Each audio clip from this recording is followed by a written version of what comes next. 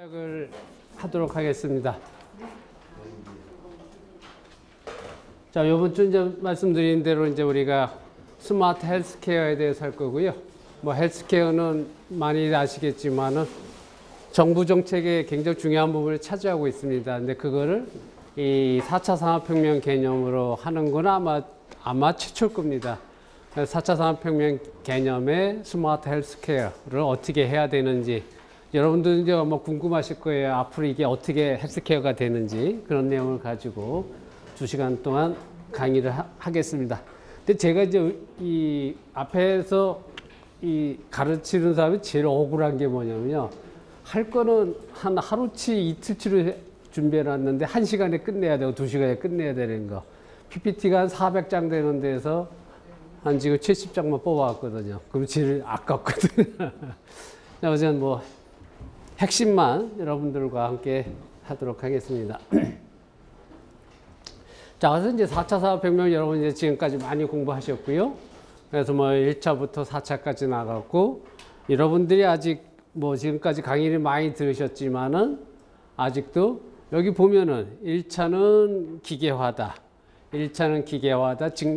증기기관이다. 2차는 전기, 기계의 발명에 따른 대량 생산. 3차는 컴퓨터, 인터넷. 근데 4차는 CPS라고 되어 있거든요. 사이버 피지컬 시스템 하는데, 사이버 피지컬 시스템이 아직 뭔지를 이해를 아마 잘 못하실 거예요. 그러니까 저거는 아마 다음 주나 다다음 주에 우리 가상현실, 증강현실 하면서 좀 나올 것 같고요. 자, CPS라는 것이 4차 산업혁명의 핵심이라고 되어 있고요. 그래서 이제 4차 산업혁명에서 우리가 지금 독일, 중국을 중심으로 한 제조혁명, 디지털혁명, 뭐 소비 채널 혁명에서 안에 있는 이제 저런 게 돼가지고 결론적으로는 어떤 산업혁명이 아니라 사회 전체의 혁명, 그리고 생활 자체의 혁명, 이거 하는 것이 4차 산업혁명의 핵심이다라고 보시고요. 그 안에 들어가 있는 이제 요소 기술들이 많이 있죠. CPS, 아까 말씀드린 3D 프린팅, 스마트 공장. 저도 뭐 지금 3D 프린팅 이거 하려고 별짓 다 하고 있는 지금 시점이고요. 그 다음에 이제 아날로그 디지털화는 아톰 투 비트에서 디지털화 하면서 이제 양자역학이 더 들어가고요. 또 이제 기계 거래하고 의사소통 하니까 이제 뭐 블록체인이 포함해서 이제 새로운 개념 하면서 초연결 사회 하면서 4차 산업혁명에서 소비자를 만족시키기 위해서 또는 사회혁명, 생활혁명 하기 위해서는 공유경제가 필요하게 됩니다. 그래서 나중에 공유경제에 대해서 좀 이제 떠들 거고요. 저런 개념에서 우리가 4차 산업혁명은 사회혁명과 생활혁명을 하는 것이다 라고 좀 알아주시면 되겠습니다. 자, 말씀드린 대로 이제 헬스케어로 들어가는데 그동안 정부에서도 많이 했고요. 많은 나라에서 참 잘하죠. 정말 이제 여러분들이 이제 스마트폰 가지고 원격 진료를 다 받는 시대가 됐는데, 근데 제가 이거 2005년도부터 최고위 과정 할 때도 대한민국이 유헬스 한다고 정부에서 막 발표했는데 법제화가 안 됐잖아요. 왜? 의사들이 반대하니까. 그러니까 15년 전부터 12년 전부터 반대한 게 아직도 반대가 되고, 근데 다행히 일부가 풀려가지고 이제 작년부터 유헬스 개념, 원격 진료 개념이 한국에서는 조금 시작됐지만은 중국이나 미국이나 일본에서는 본격 시대가 돌아왔다고 되고 있죠. 그죠? 그러니까 이와 같이 그 중국에서도 이제 스마트 헬스케어 해가지고 이제 조금 먹고 살면 다 건강이잖아요. 건강하게 되니까 2020년까지 중국만 1,400조라고 하니까 뭐 말을 할 게 없죠. 자, 그럼 이거를 어떻게 할 거냐는 거죠. 자, 그래서 여기 보다시피 이제 건강관리에서 잘하고 있는데 한국선 아직 뭐 불법이고 유헬스가 정체돼 있다라고 돼 있죠. 이게 디지털 데일리 제가 강의할 때 2006년도 자료네요. 그런데 지금 11년 지난 아직도 정체돼 있고 아직도 법이 그렇다. 그러니까 일부만 지금 되고 있죠. 그죠? 그러니까 선박이라든가 이 국방 쪽에서 GOP 쪽 원격 산악 지역 뭐 이런 지역만 일부 지금 되게 돼 있죠. 지금. 자, 그럼 이런 시대에 있어서 전혀 다른 개념의 스마트 헬스케어가 필요하고, 요즘은 이제 헬스케어라는 말보다는 웰니스 개념을 쓰고 있죠.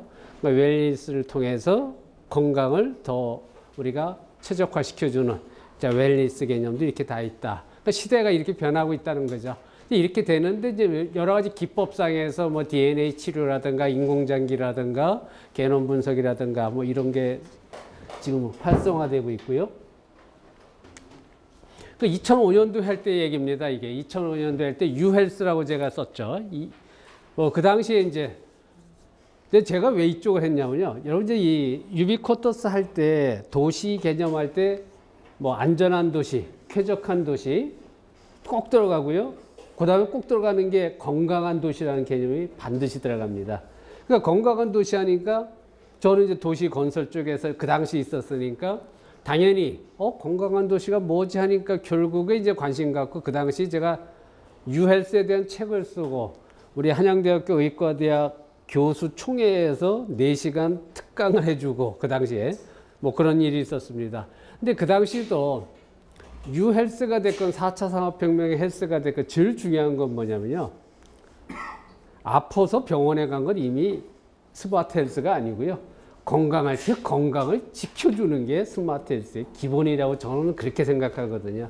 그러니까 우리가 아프기 전에 내가 언제 아플 거다 알게 되면 여러분이 대처를 하시거든요. 그죠? 그러니까 아프게 될 요인들을 다 제거해줘서 안 아프게 해주는 게 스마트 헬스에서 가장 중요한 거다. 저는 그렇게 생각하고 그때부터 지금까지 그쪽 방향으로 연구를 계속하고 오늘 그거에 따른 안 아픈 사람을 평상 정상인을 갖다가 정말 병에 걸리지 않게끔 어떻게 해줄 수 있느냐. 그게 이제 사업 모델이 되는 거죠. 그죠? 그 사업 모델에 대해서 여러분들과 함께 공유하도록 하겠습니다. 자, 그 당시에 이제 2005년도, 6년도, 7년도에는 유헬스라고 해가지고 이런 여러 가지 사업을 했었습니다. 뭐, 세브란스 병원이라든가 서울대 병원. 근데 그 당시 하는 거 보면은 좀 기가 막히게도 몇백억씩 투자를 하는데도 대개 보면은 뭐 예약 서비스라든가 또는 뭐 파킹하는데 도움을 준다든가 또는 뭐 어디 찾아간다 또는 어느 환자가 어디에 있느냐 주로 이런 개념 시설적인 면에서 유헬스를 했거든요. 그런데도 문제는 그거 하면서도 몇백억씩 썼다는 거. 제가 세브란스 병원에 첫 500억을 썼을 거예요. 근데 제가 말씀드렸다시피 의료 행위에 있어서 지능화가 돼야 되는데 그건 못하고 쓰잘데없는 환경 쪽으로 시설 쪽으로만 지능화라고 할 수 있는 스마트 서비스를 주로 이렇게 했었습니다. 그 이유 중에 하나가 뭐냐면은 사실 그 의료 행위의 지능화는 의사가 참여를 해야 돼요. 의사가 IT를 알고 자기가 하는 진료 행위를 지능화를 하는데 의사들은 IT를 모르다 보니까 IT 회사에서는 의학을 모르고 그러다 보니까 지금 말씀드린 시설 쪽으로만 하면서 잘못된 투자를 그 당시에 했었습니다. 자, 이러다가 이제 사실 유헬스도 옛날에는 2시간 강의 했으니까 적어도 한 100장 정도 있죠. 다 빼고 이제 자, 사물 인터넷으로 넘어옵니다. 자, 사물 인터넷 시대 돼가지고 병원 진료와 관련된 의사와 관련된 간호사와 관련된 여러 시설 장비들이 많이 있단 말이에요. 자, 이런 것들을 사물 인터넷화 가지고 어떻게 환자와 의사와 간호사와 가족과 네트워킹 해가지고 말씀드린 대로 어떻게 하면 건강을 최적화시켜 줄 수 있을까는 사물 인터넷 시대에는 좀 가능해지죠. 그러니까 여기 나와 있는 뭐 여러분이 아시다시피 맥박을 잰다든가 체온을 잰다든가 또는 당뇨병에 대해서 한다든가 여러분의 운동에 대해서 섭생에 대해서 어떻게 계측하고 지도를 하는 것들이 이제 사물 인터넷 개념에서 시작을 했죠. 그래서 이제 사물 인터넷 하면서 이제 이 건강과 관련된 헬스케어 산업이 무진장 이제 들어오죠. 애플, 구글을 비롯해 모든 회사가 다 들어와 있죠, 여기는. 자, 그래서 시작을 합니다. 자, 그래서 사물 인터넷은 여러분이 전 시간에 공부를 했죠. 자, 어떤 제품이 있던 간에 여러분이 생산하는 제조업의 전통적인 제품이 있다 할 때 그 제품에다가 여러분이 공부하신 아두이노, 라즈베리 파이, 비글본 이와 같은 사물 인터넷 보드를 붙이게 되면은 그 제품 자체가 인터넷망에 자동으로 네트워킹되고 여러분이 스마트폰을 통해서 그 제품들을 컨트롤할 수가 있었죠. 그게 이제 전 시간에 여러분들이 실습을 하신 거고, 자, 이제 그런 식으로 하다 보니까 지금 나와 있는 제품들이 이제 다 그런 제품들이죠. 지금 보시면은 예를 들어서 어린아이가 있는데 발찌를 했다.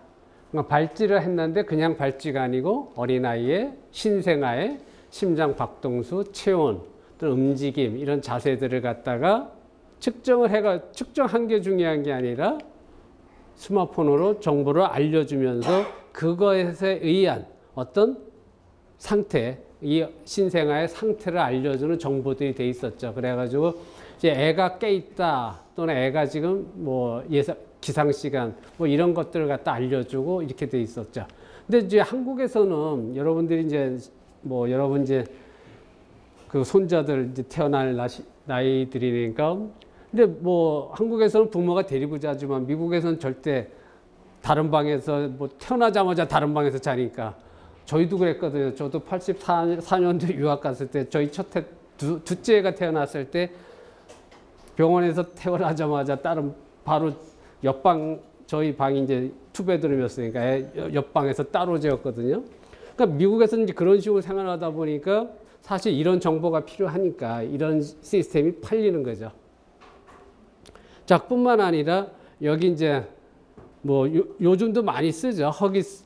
뭐 기저귀 하면 많이 쓰는데 이 기저귀에 그냥 기저귀가 아니라 자, 오줌 넣었다 안 넣었다, 소변을 봤다 안 넣었다, 또는 그 소변의 pH라든가 여러 가지 측정을 해가지고 그 정보를 이제 보호자의 부모의 스마트폰으로 줄 수 있는, 자, 뭐 이런 것들은 간단한 얘기가. 근데 예를 들어서 여러분들이 이 기저귀가 지금 얼마인데 이거 사물 인터넷 했다고 해가지고 기저귀 가격이 10배로 되면은 당연히 안 팔리는 거죠. 그건 말이 안 되는 거죠. 근데 이제 그렇지 않게끔 할 수 있는 방안이, 여러분이 공부하셨던 아두이노가 제일 싼 게 한 2만 원 정도 하거든요. 그렇게 하는 방법도 있지만은 이제 가장 싼 RFID나 NFC 태그에다가 간단한 센서를 붙여가지고 가격을 더 다운시킬 수도 있거든요. 뭐 그런 방법도 가능할 수도 있다 보시면 되고요. 그래서 저는 지금 보셨다시피 이제 사물 인터넷 기반에서 여러 가지 사업 모델은 이제 많이 나오기 시작하고 있죠. 근데 여기 있는 제품들을 보시면서 여러분이 하고 계신 지금 제조업 분야에서 여러분의 전략 분야에서 얘들을 어떻게 응용할까 하는 것도 한번 생각해 보시면 좋거든요. 보셨다시피 여기 신생아 방에 있는데 신생아 여기 침대로 되어 있죠. 신생아에서 요런 뭐 인공지능 스피커 같은 걸 놓고 애기 울음소리에서 온도 습도 감지가 하고, 근데 이제 지금 제품에서는 이걸 스마트하게 하지 않고 인공지능을 좀 집어넣게 되면은 아기가 울었을 때 여기서 그걸 감지해 가지고 엄마 목소리로, 엄마는 옆방에서 자고 있지만은 엄마 목소리로 해줄 수가 있겠죠. 그죠? 이제 그런 것까지 가능한 시대다. 그러면서 옆에 나와 있는 여러 가지 서비스와 같이 해가지고, 아, 저런 게 된다면은, 자, 그럼 여러분 제조업에서도 이걸 어떻게 활용할까를 생각해 보는 게 좋을 것 같습니다. 뭐 지금 뭐 여러분도 스마트폰으로 해보신 분이 있겠지만 뭐 혈압, 혈당까지도 해서 당뇨병 환자들 요즘 많이 쓰죠. 스마트폰을 통해서. 아마 서울대병원에서도 그 서비스 지금 하고 있죠. 그럼 병원에 가지 않더라도 여기서 피를 조금 내게 해서 스마트폰에 연동시켜서 그 혈당을 재서 이것이 주치의로 바로 가고 주치의가 판단 내려줘가지고 그게 스마트폰에 의해서 결과를 받아서 어떻게 치료하라고 얘기를 해주죠. 근데 이제 문제는 고객들이 그걸 원한다는 게 문제가 있는 거예요. 그러니까 예를 들어서 저희과 이제 교수한 친구도 이 당뇨병을 앓고 있는데 저희는 한양대학 병원에서 하면 싸거든요. 30% 최소한도 DC 받고 때에다 50%까지 DC 받 싼데도 이 한양대학 병원은 이 IoT 헬스를 아직 이런 거 도입 안 했는데 서울대학 병원에서는 그렇게 해주거든요. 그러니까 이 친구가 서울대학 병원에서 당뇨병 치료를 하더라고요. 왜? 스마트폰을 통해서 혈당부터 다 모든 걸 자동으로 지능화시켜서 지도를 해주니까 그게 더 도움을 된다고 자기 느끼니까 비싸도 가는 거거든요. 그러니까 여러분도 마찬가지죠. 그러니까 여러분 하시고 계신 사업에서 예를 들어서 혈당까지 당뇨병까지 스마트폰을 통해서 이렇게 한다면 근데 이제 이게 지금 시대는 요게 한 단계 더 넘어가가지고 인공지능이 들어갔죠, 이제. 인공지능이 들어가지고 혈당을 분석한 다음에 예측되는 질병까지를 다 알려주기 때문에 더 신뢰할 수밖에 없는 거죠, 그죠? 그래서 여러분들께서도 지금 말씀드린 대로 이와 같은 사업 모델이 다양하게 있다는 걸 보시고요. 자, 이러다 보니까 사회적으로 이런 걸 이용해서 하실 수 있는 서비스가 여러 가지가 있죠. 자, 지금 보셨다시피 이제 지금 여러분 제가 설명드린 대로 자, 사물 인터넷 개념에서 뭐 혈당부터 시작해서 그런 건강 관리가 된다면은 자, 그런 것들을 활용한 사업 모델입니다. 사회 속에서. 자, 건강 모니터링 서비스를 지금 말씀드린 대로 어떤 사회복지기관, 뭐, 실버타운이다, 양로원이다, 고아원이다, 이런 사회복지기관에서 병원하고 멀리 떨어져 있어도 원격 건강 상담 개념에서 또 많이 아플 때 병원에 가지 않아도 이 스마트폰을 활용한 이 IoT 헬스 서비스를 활용해서 할 수가 있고, 뭐 취약계층도 할 수가 있고요. 어떤 지금 그 어떤 지자체에서 독거노인들이 있다 했을 때 그 독거노인의 건강 문제, 자, 이런 것들을 다 모니터링 할 수 있다는 거죠. 거기에다 이제 이 방문 간호 서비스도 사물 인터넷 개념에서 가는데 이 간호사가 또는 야구르트 아줌마가 독거노인한테 찾아가면서 이 모바일 건강 측정기기를 가져가서 측정만 해주면 데이터는 사물 인터넷 네트워크 통신망에 의해서 담당 병원의 데이터가 다 넘어가게 돼 있죠. 그럼 거기서 또 이제 인공지능이 데이터를 분석해 줄 수가 있고요. 또 이제 여러분들이 여기도 나왔지만은 이제 뭐 독거노인과 관련된 또는 어떤 사회복지시설과 관련된 곳에서 여러 가지 이제 센서를 이제 그거는 이제 목적에 따라 틀려지죠. 그러니까 치매노인 관리를 하는 거냐 또는 뭐 중증 장애인 관리를 하는 거냐 또는 뭐 진짜 뭐 상황에 따라서 센서 종류가 틀려지면서 그 센서 종류에 의해서 측정하는 건 중요한 게 아니고 결론은 이제 그분들을 잘 관리하고 그분들의 행복을 책임지는 분들이 원하는 서비스를 만들어주는 게 제일 중요하죠. 그죠? 모니터링 하는 건 중요한 게 아니거든요. 그럼 이제 그렇게 할 때 어떤 센서들이 필요하냐 하는 거는 제가 뒤에 또 설명을 드리도록 하고, 이와 같이 그냥 사물 인터넷 건강 관리를 이용해서 사회 속에서 사업을 할 수 있는 서비스 모델이 이런 방식으로 다양하게 나올 수 있다라고 보시면 되겠습니다. 자, 그 다음에 이렇게 되니까 병원이 아니더라도 여러분이 사물 인터넷에 네트워킹 됐기 때문에 이제 어떤 병원을 통해서 병원을 갖다가 이제 주치의 병원, 저는 이제 한양대학병원에 일단 났습니다만은 한양대학병원을 메인 센터로 두고요. 예를 들어서 지역병원, 산골에 있는 병원, 어촌에 있는 병원은 사람들이 잘 안 가려고 한다 하더라도 병원을 네트워킹 해놓게 되면 사물 인터넷 개념에 네트워킹 해놓게 되면은 아무리 어촌에 있건 산골에 있건 전방에 있어도 진료는 메인 병원에서 할 수 있게끔 네트워킹을 할 수 있다는 얘기죠. 또 이제 제가 이제 이 시스템을 갖다가 그 저개발국가, 뭐 카자흐스탄이라든가 저개발국가에서 의료 건강 병원 시스템이 열악하잖아요. 그런 데서 네트워킹을 해가지고 사물 인터넷 개념에서 그쪽에 병원 운영비를 절약하면서 고가의 양질의 이 의료 서비스를 제공할 수 있는 방안이 사업 모델로서 이것도 많이 이제 추천할 수 있는 그런 방법론이 되겠습니다. 많은 것이 될 수가 있고요. 여기 나와 있는 대로 이제 뭐 우리가 뭐 이런 병원 같은 데서도 VIP 환자가 있을 수 있거든요. 그러니까 VIP 환자는 VIP에 맞게끔 밀착 서비스를 해드릴 수가 있고요. 또는 이제 우리가 아까도 말씀드린 그 독거노인이라든가 어떤 사회복지계층, 소외계층의 의료 서비스 또는 이제 뭐 의료 사각지대 뭐 이런 모든 장소를 갖다가 사물 인터넷 개념에서 어떤 병원과 연계시켜 가면서 사물 인터넷 네트워킹 개념에서 의료 서비스를 사회적으로 제공할 수 있는 것도 사업 모델로서 지금 빨리 필요할 때죠, 이것도. 자, 이것뿐만 아니라 여러분도 아시다시피 이제 빅데이터란 말이 한 5년 전부터 나오기 시작했는데, 자, 빅데이터라는 게 뭐 여러분 아시다시피 데이터가 다 한 곳에 저장이 돼가지고 그 데이터를 분석해가지고 어떤 디시전을 결정하는 거죠. 자, 그러니까 데이터가 많이 분석됐는데 데이터가 많이 쌓여가지고, 자, 영국에서 한 거거든요. 요거는 우리나라 아직 빅데이터 분석한 얘기가 없는 것 같고요. 이 영국에서 사람이 왜 죽었나를 갖다가 다 빅데이터 분석하니까 뭐 순환계 질환이 제일 많다고 나왔더라고요.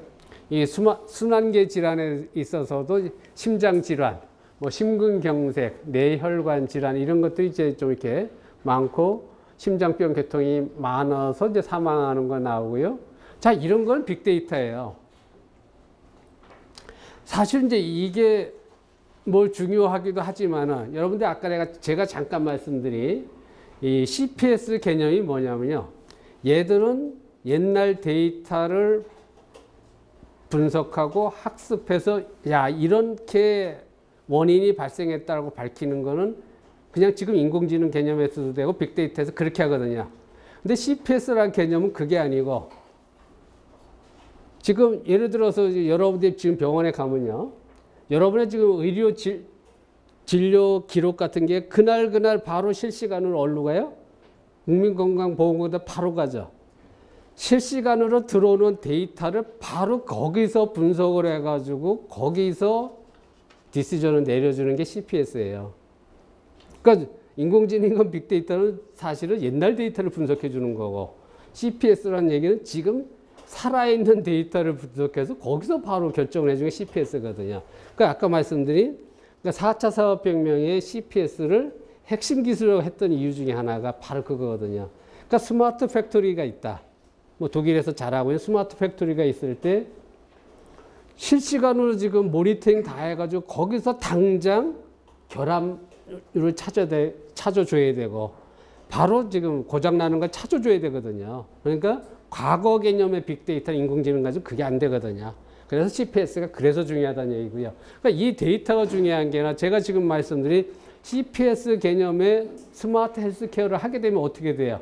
실시간으로 독감이 지금 어느 지역에서 돌고 있다. 실시간으로 어디서 지금 메르스가 어쩌고 저쩌고 실시간 데이터 분석이 되니까 거기서 바로 조치를 할 수가 있죠. 그게 바로 차이점이 있다라고 보시면 되고요. 또 이제 빅데이터는요, 뭐가 문제 하나면은, 이제 저희는 이제 제가 해보니까 빅데이터 데이터를 분석해가지고 분석하는 툴은 이제 R분석이라는 분석 툴이 있고요. 또는 하둡이라는 프로그램이 있어 분석은 다 해줘요. 분석을 해주는데 빅데이터의 문제점이 뭐냐면은 최종 결정을 스토리텔링을 하는 사람이 써주게 돼 있어요. 그럼 뭐냐면은 제 주관에 의해서 하는 거거든요. 그렇기 때문에 저는 빅데이터는 안 믿습니다. 사람의 주관이 들어가서 얼마든지 조작해 줄 가능성이 있기 때문에. 자, 그런 면에서 인공지능이 좀 낫죠. 인공지능은 그래도 로봇과 인공지능 알고리즘이 정확하게 원인을 찾아내는 거니까 빅데이터보다는 인공지능이 더 정확하고 그걸 현실성 있게 해주는 게 CPS다라고 보시면 되겠습니다. 자, 그래서 이제 이 헬스가 그 사물인터넷 기념에서 지금 보셨다시피 이게 애플이죠. 애플에서 아이폰에서 할 수 있는 헬스 킷이 나와 있어가지고 여러분들이 이제 건강과 관련된 섭생이라든가 뭐 음식을 뭐 먹었다 또는 운동을 어떻게 했다 하루에 몇 킬로 걸었다 해가지고 건강 관리를 해주는 게 애플도 앱이 나와서 하고 있고요. 구글 피트라고 해가지고 구글에서도 똑같이 거의 하고 있고요. 또 마이크로소프트에서도 똑같이 뭐 앱 개발해가지고 또는 밴드와 연계해서 또는 어떤 웨어러블 장비 또는 센서들과 연계돼가지고 이와 같이 스마트폰을 통해서 개개인의 건강 정보를 지금 다 서비스하고 있죠, 지금. 자, 이것들은 이제 이런 장비들은 의사도 사용하고 환자도 같이 사용한다는 얘기고요. 그런데 이제 이게 사용하는 게 문제가 아니고 자료가 저장되고 있다는 게 무서운 거죠. 그래서 자료가 저장되다 보니까 이제 인공지능으로 이 사람의 건강을 예측할 수 있는 그런 서비스가 가능해지는 그게 더 무서운 자, 사물인터넷 건강 쪽에 이 방향으로 지금 가고 있는 거죠. 자, 이러다 보니까 이제 우리가 뭐 중증 장애인이 됐다, 또 시각 장애인이 있다, 또 뭐 참 불편하신 분들이 계시다 했을 때, 자, 그러니까 뭐 비장애인도 건강에 신경 쓰겠지만은 정말 장애인들은 더 하죠. 근데 또 건강을 이렇게 치유하고 하는 방법론도 더 어려운 거고요. 그렇기 때문에 이분들에 있어서 복지 차원에서 사물 인터넷을 이용한 이 헬스케어 또는 이분들의 보행에 대한 자유 이런 것들을 할 수 있는 게 사물 인터넷 개념으로 여러 가지 방법론이 있을 수가 있죠. 물론 이제 이건 저희가 장애와 관련된 수업을 할 때, 복지 수업할 때 제가 할 거고요. 이런 거 할 때 뭐 여러분들이 아시다시피 장애인들께서는 일반적으로 접근성에 문제가 있기 때문에 접근성은 이제 비콘이라든가 NFC 같은 걸 활용해서 이분들이 왔다 안 왔다를 알고 또 그분들한테 센서에 의해서 저분들이 필요로 한 정보를 주고 뭐 정보를 준다고 해서 저분들이 뭐 여러분도 비장애인도 마찬가지지만은 전문적인 뭐 OCS라든가 EMR이라든가 PACS라든가 이런 의학과 관련된 용어를 알 수가 없거든요. 근데 이제 그것들을 저분들이 쉽게 네가 지금 아프다 안 아프다 지금 뭐 혈압이 어떻게 정상이고 쉬운 정보로서 저분들이 원하는 컨시어즈 서비스를 해주는 게 이제 필요한 시대가 된 거죠. 자, 그래서 이제 아까 말씀드린 대로 이제 문제가 되는 원격 진료로 넘어왔습니다. 대한민국에서 원격 진료가 이제 불보였었지만은 이제 작년부터 조금 일부가 풀렸다고 돼 있고요. 그러니까 일부가 풀렸다는 건 뭐냐면은 여러분이 병원에 안 가도 여러분 스마트폰을 통해서 의사와 영상 통화를 하면서 여러분의 건강 검진을 하고 또 여러분 스마트폰을 통해서 어떤 치료 방법이라든가 이런 걸 할 수 있다면 편리하잖아요. 근데 그걸 안 되게 대한민국은 좀 불법이거든요. 그런데 미국은 불법이 아니란 얘기죠. 중국도 불법이 아니거든요. 근데 우리나라 뭐가 잘난 나라라고 그걸 불법으로 12년째 이러고 있는 나라죠. 그러니까 이게 이제 잘못된 거죠, 지금. 자, 이제 이런 것들은 이제 어떤 문제점이 있는지. 그러니까 지금 보셨다시피 일단 진료라는 거는 환자와 의사가 1:1 대면을 해야 되는데 화상을 통해서 원격 화상을 통해서 스마트폰을 통해서 해야 되는데 그것은 우리나라는 불법이지만 다른 나라는 이미 돼 있다. 자, 이제 그런 거고요. 그런데 우리가 이제 화상이라는 게 여러 가지 의미가 있어요. 스마트폰을 통해서 의사와 대면할 수 있지만 또는 여러분이 아침에 일어나서 출근하기 전에 여러분 거울 안 보는 사람 있나요? 어떻게 옷 입고 거울 한번 보거든. 거울에 자기 모습 나타났거든. 얼굴 보고서 건강 상태를 측정해 주는 게 이미 나와 있거든요. 삼성에서도 디지털 미러라고 해서 나와는 있거든요. 근데 그게 치료 목적으로 쓰면 안 되기 때문에 아직 시판은 잘 안 하고 있지만은 자, 우리가 거울을 보건 또는 뭐가 나를 CCTV가 나를 보건 해서 내 건강 상태를 제가 알고 나한테 정보를 주면 되는 거거든요. 자, 이제 그런 것들이 원격 진료에서 한국은 아직 문제가 있다라고 보시면 되고요. 근데 그게 이제 일부 이제 풀린 게 지금 말씀드린 대로 노인, 장애인, 도서벽지, 그리고 만성질환자, 군교도소 뭐 이런 요 환자들은 원격 진료 할 수 있다고 이제 법이 됐습니다. 이거. 그러니까 이걸 해도 불법이 아닌 거죠, 지금.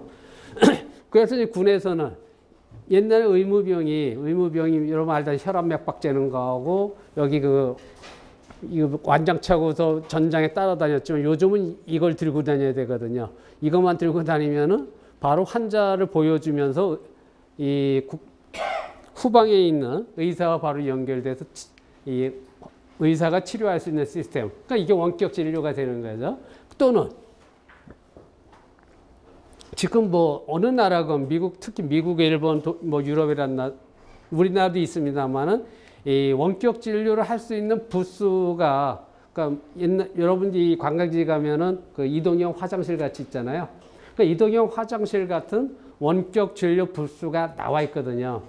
그러니까 뭐 여러분들이 아까 말씀드린 복지시설이다 또는 뭐 학교다 또는 체육관이다 같은 데다 이런 원격 진료 부스를 놨을 때 네트워킹 해가지고 쉽게 할 수 있는 방법도 있고 또는 사물 인터넷 헬스를 할 수 있는 간단한 장비에 의해서도 할 수 있는 방법이 있고, 그러니까 예산이 뭐 얼마냐에 따라서 원격 진료 불수를 설치할 수도 있고, 또 사물 인터넷 건강 관련 센서에 의해 가지고 처리할 수 있는 방법도 있고요. 그런 것들이 이제 가능해진 시대가 됐다라고 보시면 되겠습니다.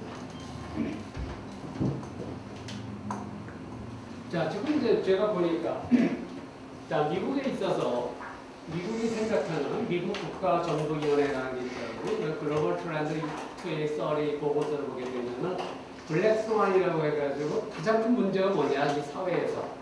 블랙스완이라고 하는데 심각한 전염병을 잡았더라고요. 뭐 걔들도 알다시피 우리가 메르스 난리쳤을 때 걔들도 마찬가지였어요. 지금 에볼라도 문제가 되죠. 지금 아프리카에서 에볼라 발생했더라고요. 며칠 전에. 그럼 에볼라가 발생한 나라에서 오는 비행기 당연히 거기서 전염될 수가 있죠. 메르스가 난리친 것처럼. 자, 근데 그런 것들을 어떻게 예방하고 치료할 거냐 하는 것이 문제가 된다. 그러니까 이걸 어떻게 할 거냐 하는 거죠. 근데 지금 하버드대나 IBM이나 구글 같은 데서는 건강 관련 정보를 다 이제 빅데이터 개념으로 정보를 모아놓고 거기서 그 데이터를 분석해가지고 독감을 추적한다든지 어떤 질병을 추적하는 시스템들을 다 구축하고 있거든요.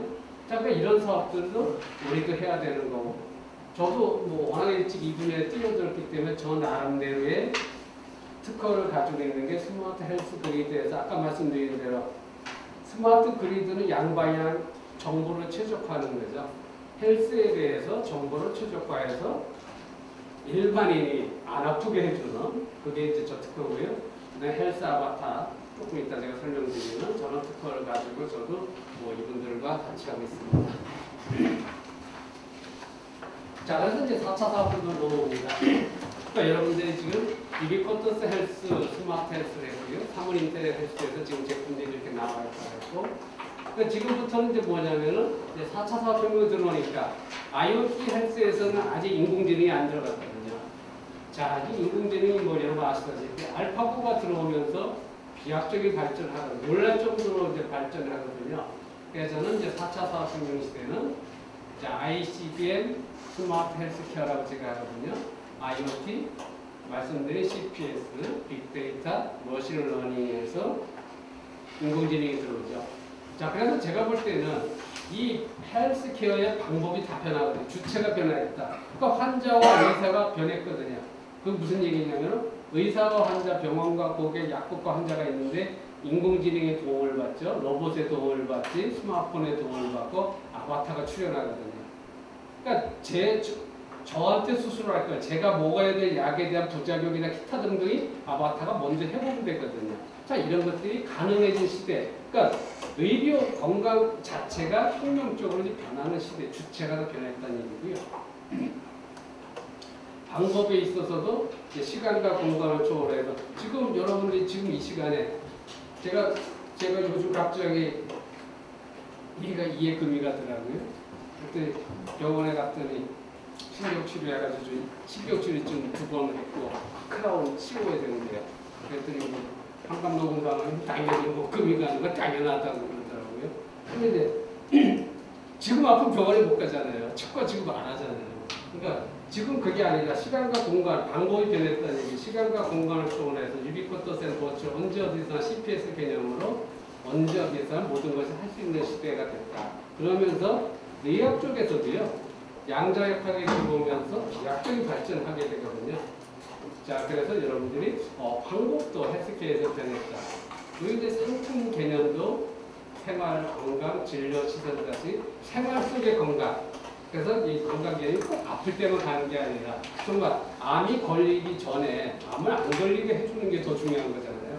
그러니까 저는 이제 그런 쪽에 초점을 맞추는 거죠. 자, 그러면서 또 개념도 변해가지고 이제 저는 힐빙이라는 말을 쓰는데 항상 자기가 아프지 않게끔 항상 치유되는 상태. 그게 가장 좋죠. 그러면서 이제 우리가 어떤 헬시 에너지나 건강의 건강 에너지 개념, 그리고 웰다잉 개념. 자, 이런 개념을 하려면은 잘 먹고 잘 사는 것만 중요한 게 아니라 정신적으로 행복한 것도 무척 중요하잖아요. 그러니까 기부라든가 봉사라든가 참여라든가 희생, 사랑, 나라에 대한 충성, 애국, 자 이런 것도 정신적 건강에 도움이 되는 하나의 사회적 약속이 되기 때문에 이런 것도 중요하다라고 보셔서 자 4차 산업혁명 시대에서는 지금 나와 있는 개념에 전혀 다른 개념으로 우리가 건강을 생각해야 된다라고 보시면 되겠습니다. 자 이러니까 이제 인공지능이 들어옵니다. 자 인공지능은 여러분들이 저도 깜짝 놀랐지만 알파고가 설마 이세돌을 이기려고 저도 생각 안 했거든요. 근데 인공지능이 작년에 갑자기 뛰어나온 거 아니고요. 얘가 정확하게 나온 건 1950년대거든요. 1950년대에 인공지능이 그 당시부터 뭐 뉴럴 네트워크이다 또는 뭐 여러 가지 해석 기법이 많이 인공신경망이다 뭐 여러 가지 해석 기법이 있어서 공학 쪽에서 썼거든요. 그러니까 그 당시 인공지능은 어떤 불확실한 데이터가 있을 때 거기서 어떤 결정적인 값을 확실한 값을 잡아주는 방법론을 인공지능이라고 했었거든요. 그런 방법은 많이 있었거든요. 근데 그것을 이제 최근에 들어오면서 퍼지 로직이다. 이런 신경망, 뉴럴 네트워크이다. 또는 전문가스 엑스포 시스템 이와 같은 여러 가지 방법론에 의해 가지고 새로운 인공지능을 찾는 그런 방법론이 이제 이 알파고가 기술이 얼마나 발전됐나를 보여주고 있는 거죠. 그래서 이제 인공지능에는 일반적인 그냥 인공지능 해석 기법이 있고요. 인공지능 해석 기법 하다가 데이터가 다 쌓인 다음에 그 데이터를 학습을 해가지고 그러니까 데이터를 학습한다는 얘기가 뭐냐면은 어떤 의료 기록이 컴퓨터에 다 있잖아요. 그러니까 30년 동안 의료 기록이 뭐 대한민국도 마찬가지고 의료 기록은 다 디지털화돼 있어요. 의료 기록을 다 컴퓨터가 학습을 시켜가지고 지가 의사 대신 진료를 하는 거죠. 그러니까 이런 것들은 머신러닝이라고 하는 거고요. 컴퓨터가 학습을 해가지고 기계가 학습을 해서 그 학습된 기반으로 해서 그 학습된 결과를 말해주는 것이 머신러닝 기계학습입니다. 근데 그 기계학습을 해가지고 그 머신러닝은 인공지능 다음 단계고요. 그러니까 머신러닝에서 데이터가 있어가지고 그걸 지가 학습을 한 다음에 학습을 해가지고 인간을 닮아가지고 지가 추론할 수 있어야 돼요. 추론이라는 얘기는 지 혼자 판단한다는 얘기죠. 그것이 딥러닝이 되는 거죠. 그러니까 딥러닝은 인공지능에서 첫 단계에서 디지털 데이터가 수많이 쌓여 있을 때 그걸 학습하는 거는 딥러닝 기계학습이고 그 딥러닝 가지고 어떤 추론을 하고 디시전 메이킹을 하고 예측을 하는 인간이 할 수가 있잖아요. 비가 온다. 내가 지금 팔다리가 쑤시다. 이거 비 올 것 같다. 이거 예측이잖아요. 그죠? 그러니까 딥러닝에서는 그 추론을 해준다는 거죠. 자, 그래서 여러분들이 인공지능과 머신러닝과 딥러닝은 그 차이가 있다는 거고요. 그거는 알고리즘이 해주는 거니까 여러분들은 신경 안 쓰셔도 돼요. 그 프로그램이 여러 가지 종류가 많이 있거든요. 자, 그래서 이런 인공지능 개념에 의해서 사회가 혁신적으로 이제 변하게 될 것이다라고 보고 있는 거죠. 자, 그래서 인공지능과 관련된 핵심 기술의 용어들은 그냥 간단히 여러분이 읽어보시고요. 그러니까 인공지능에 나오는 용어만 몇 가지 패턴 인식이라는 게 있고요.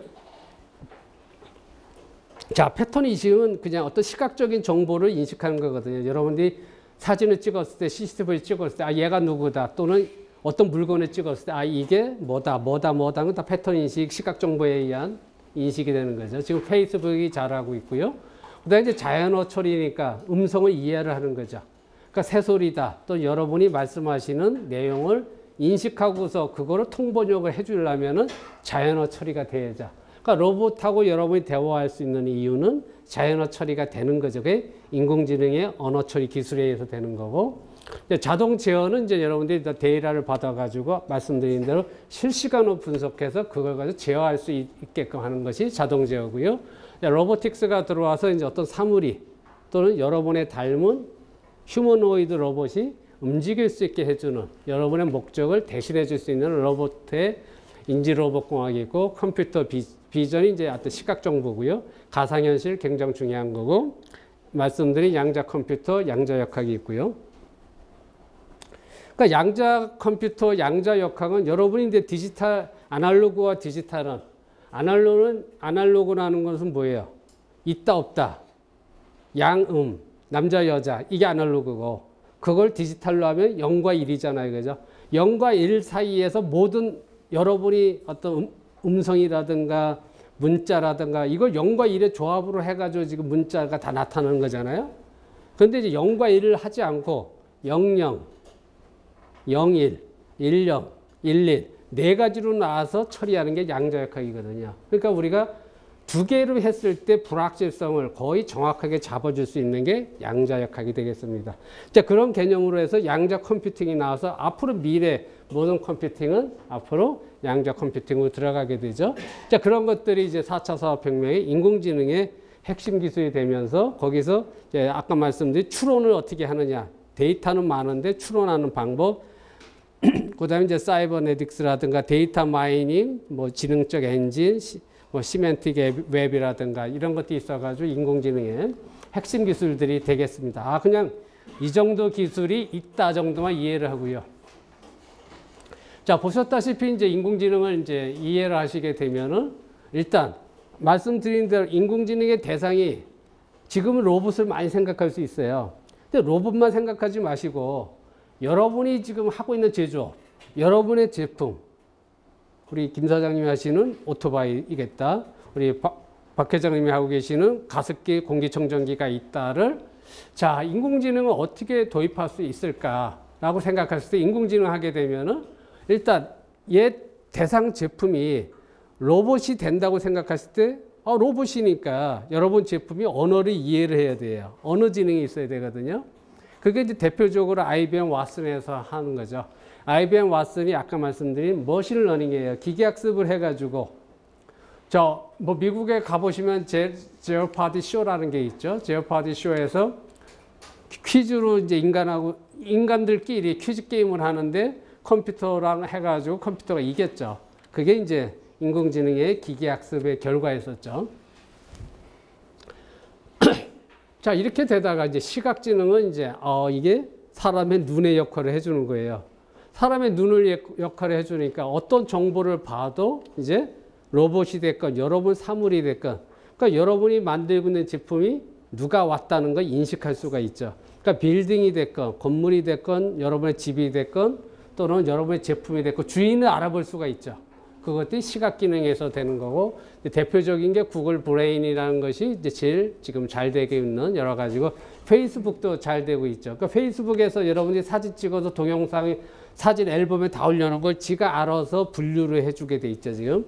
그게 다 이 패턴 인식을 통해서 시각 지능을 갖고 있기 때문에 되는 거고요.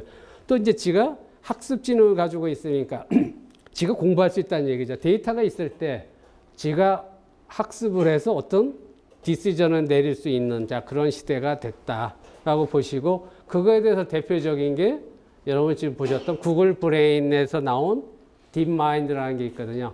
그러니까 얘는 영상 인식해가지고 별짓을 다 하거든.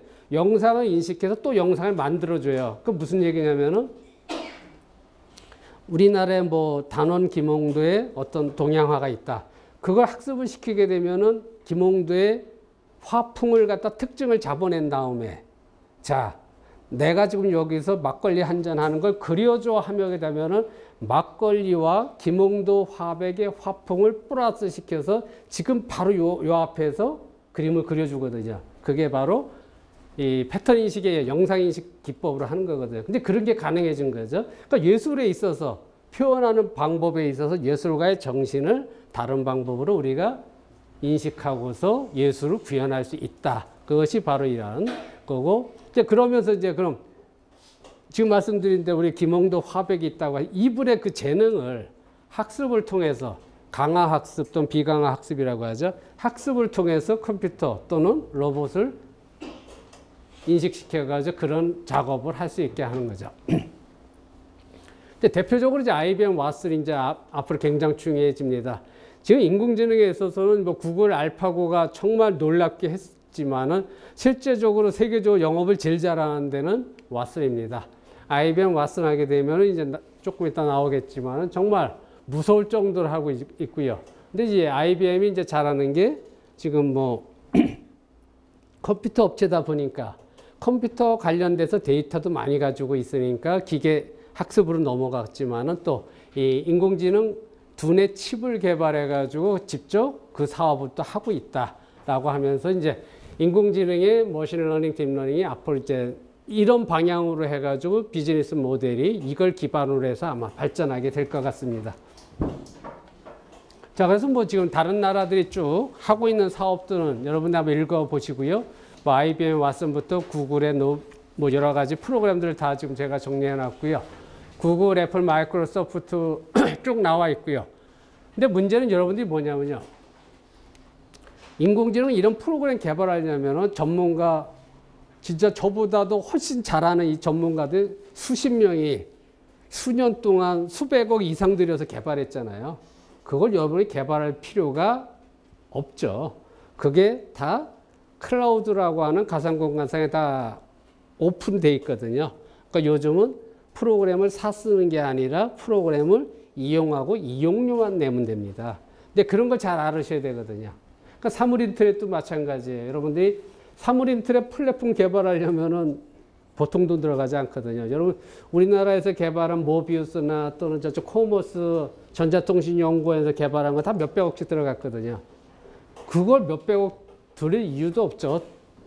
더 좋은 회사에서 세계화돼서 표준화돼서 이미 클라우드상에 올라가 있는 걸 갖다 용도에 따라서 쓰면 되는 거거든요.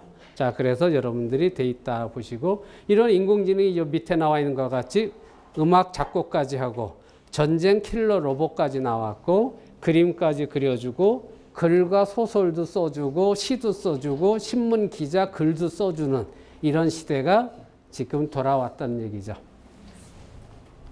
근데 여러분들이 대한민국 4차 산업혁명에서 잘못하는 것 중에 하나가 뭐냐면 자, 인공지능 로봇이 들어온다. 들어오면 당연히 일자리 뺐죠, 얘들이. 일자리 뺐는데 그 일자리 뺏는 걸 생각 안 하고.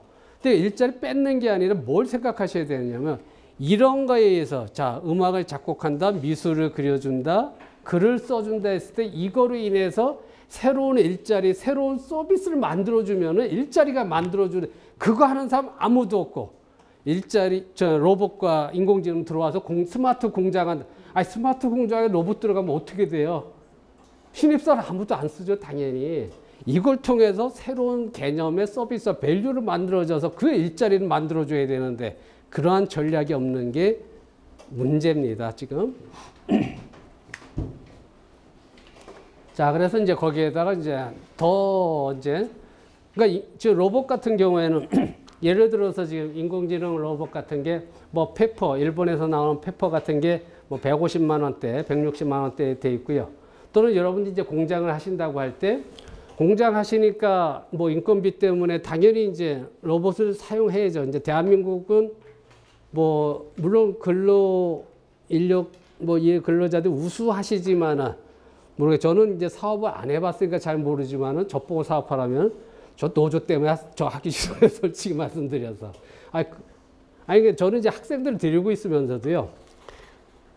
제가 제 방에서 박사하고서 삼성에 들어갔는데 과장 초봉을 받고 들어갔는데 교수 생활 30년에 현대건설 6년 경력 저하고 연봉이 같아요. 그런데 그건 좋아요. 그럼 그렇게 들어가서 그 연봉을 받고 들어갔는데 제가 그랬어요. 너 그럼 네가 무슨 아웃풋을 내주느냐. 그러니까 근로자 입장에서는 사실 저라면은 아웃풋에 맞는 성과에 맞는 연봉을 받아야 되는데 일단 연봉을 많이 받고 보잖아요. 근데 그것도 사회적인 합의가 필요합니다. 거기에 대해서도. 교수들은요. 제가 88년부터 교수했는데 30년 동안 월급 올라간 적이 없잖아요. 매년 등록금 투쟁 지금 반값 등록금 하는데 어떻게 교수 월급이 올라가요. 다른 직장들은 다 등록금 뭐 월급 인상 투쟁하면 다 올라갔지만 그래서 지금 사회적으로 제가 볼 때 대한민국이 살아나려면요 교수 월급이 저는 적정 수준이라고 보고요 거기에 맞춰서 다 조정하는 게 대한민국 경제가 살아가는 길이라고 저는 생각하거든요. 그러니까 제가 보니까 이제 현대건설 전에 있었는데 지금 영국에서 독일에서 우수한 엔지니어 과장급 6천만 원이면 데리고 와요. 한번 여러분 시도해 보시라고요. 그런데 이제 한국에서 6천만 원 가지고 과장급 못 쓰거든요. 그러니까 그 성과, 능력 이걸 봐야 되는데 그것들을 그러니까 이 노동 운동이라는 것도 뭔가 지금 방향을 옛날 개념에 의해서는 잘못 가고 있는 것도 좀 고려를 해야 되고요. 자, 어쩐지 인공지능 로봇이 아까 말씀드린 거 자꾸 그러면은 이제 공장에 로봇이 들어오게 되면요. 지금 공장용 로봇이 얘가 한 대가 3천만 원에서 4천만 원 정도 해요. 그러면은 지금 그 미국에서 분석한 걸 보면은 공장용 산업용 로봇의 그 시간당 인건비로 환산하니까 시간당 인건비로 6,000원 꼴일 거예요. 6,000원. 근데 제가 알기에 그 미국의 지금 시간당이 15,000원으로 올라간 거로 제가 알고 있거든요. 근데 한국은 지금 보셨다시피 뭐 8,000원, 9,000원, 만원 이렇게 올라가려고 하는데 그러니까 로봇이 더 싸진다면은 당연히 CEO 입장에서는 로봇을 생각할 수도 있거든요. 그러니까 이제 노동 운동이라는 것도 이제 시대에 맞춰서 그걸 고려해야 되거든요. 그러니까 어떻게 됐건 일자리라는 거는 국민 생존권의 기본이거든요. 또 일을 통해서 자아를 실현하는 건데 그 일자리를 뺏는다.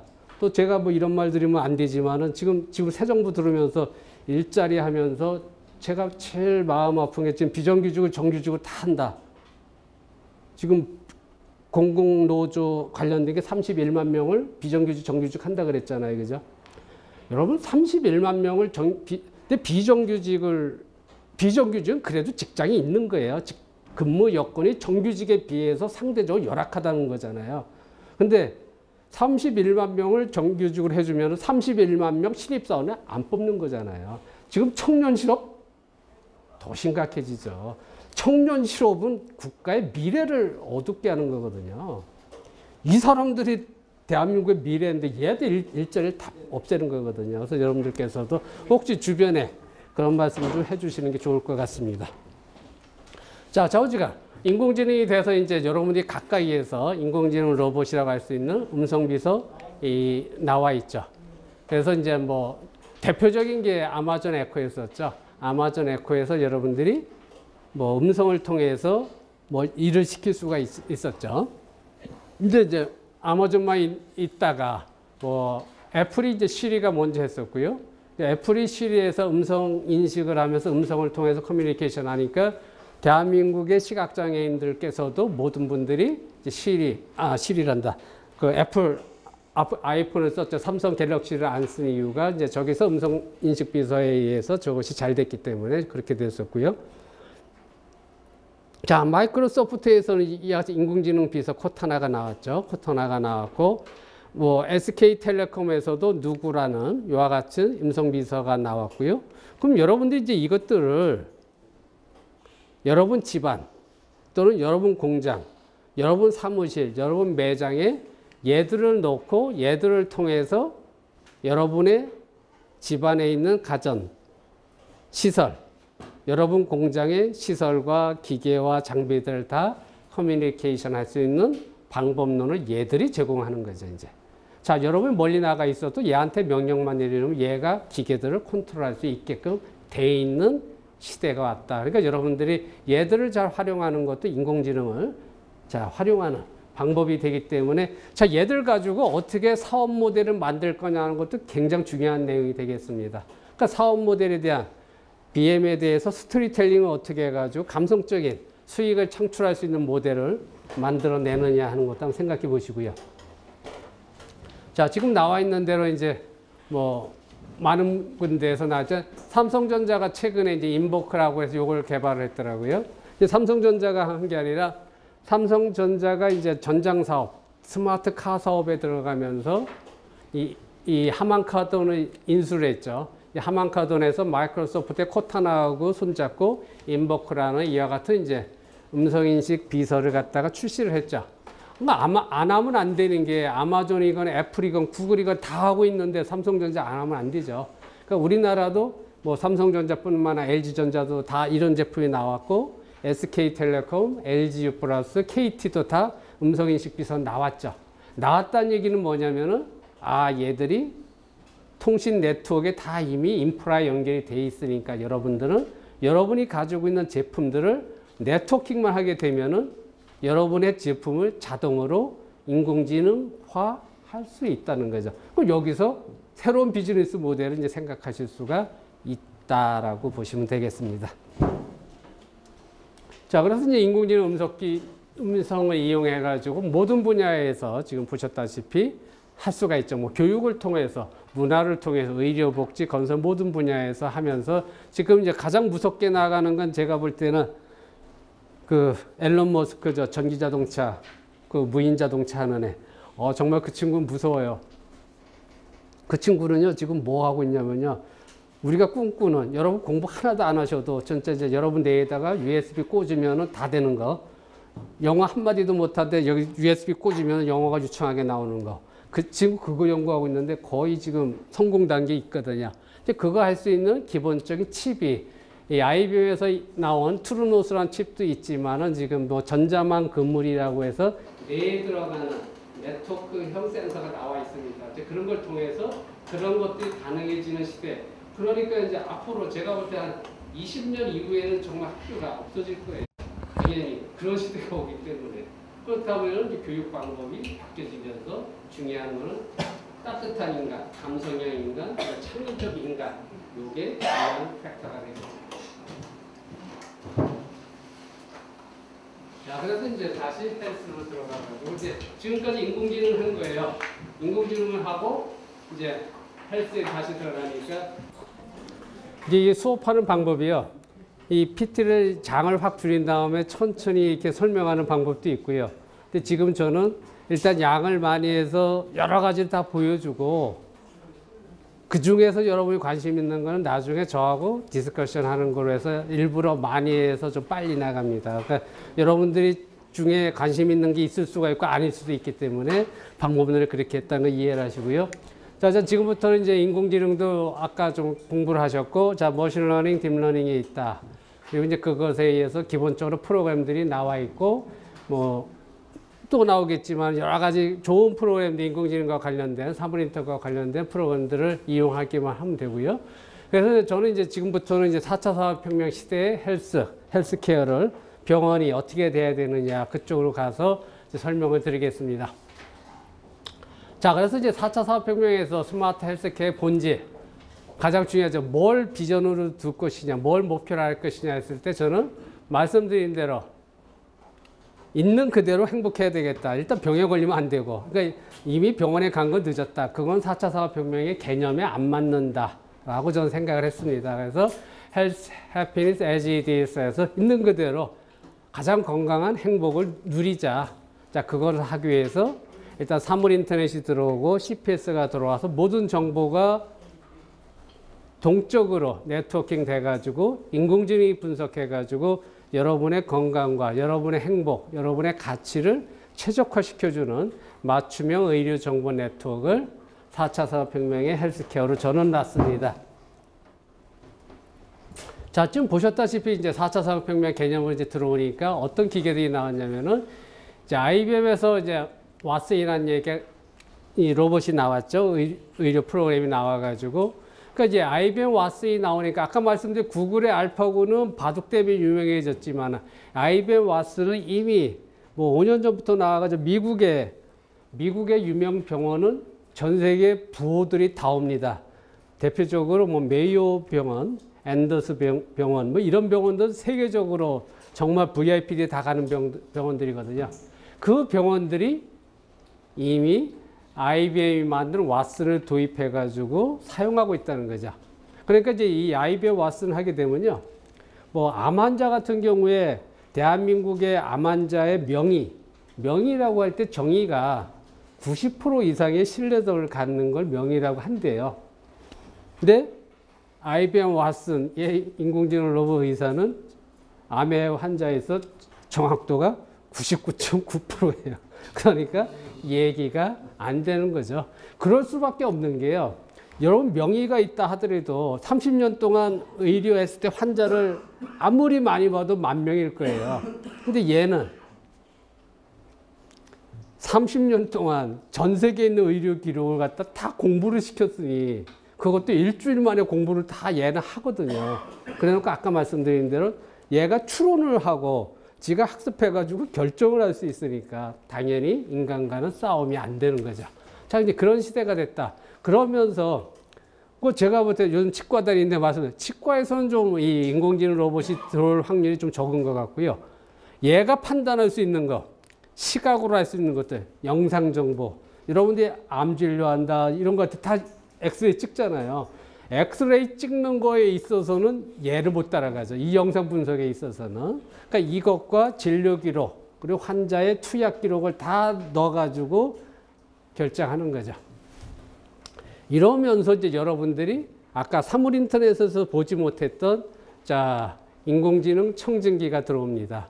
인공지능 청진기가 나와 있어 여러분이 요거만 사가지고 가지고 있으면은 이름이 스탯이라고 하거든요. 스탯이라고 있어가지고 인공지능 개념에서 이제 뭐 여기서 이제 우리 맥박수라든가 호흡을 듣게 되면 그것에 의해서 의사가 하듯이 진료를 정확하게 해준다는 거고 만약에 이 환자의 의료 정보를 가지고 있으면 더 정확하게 해주는 거죠.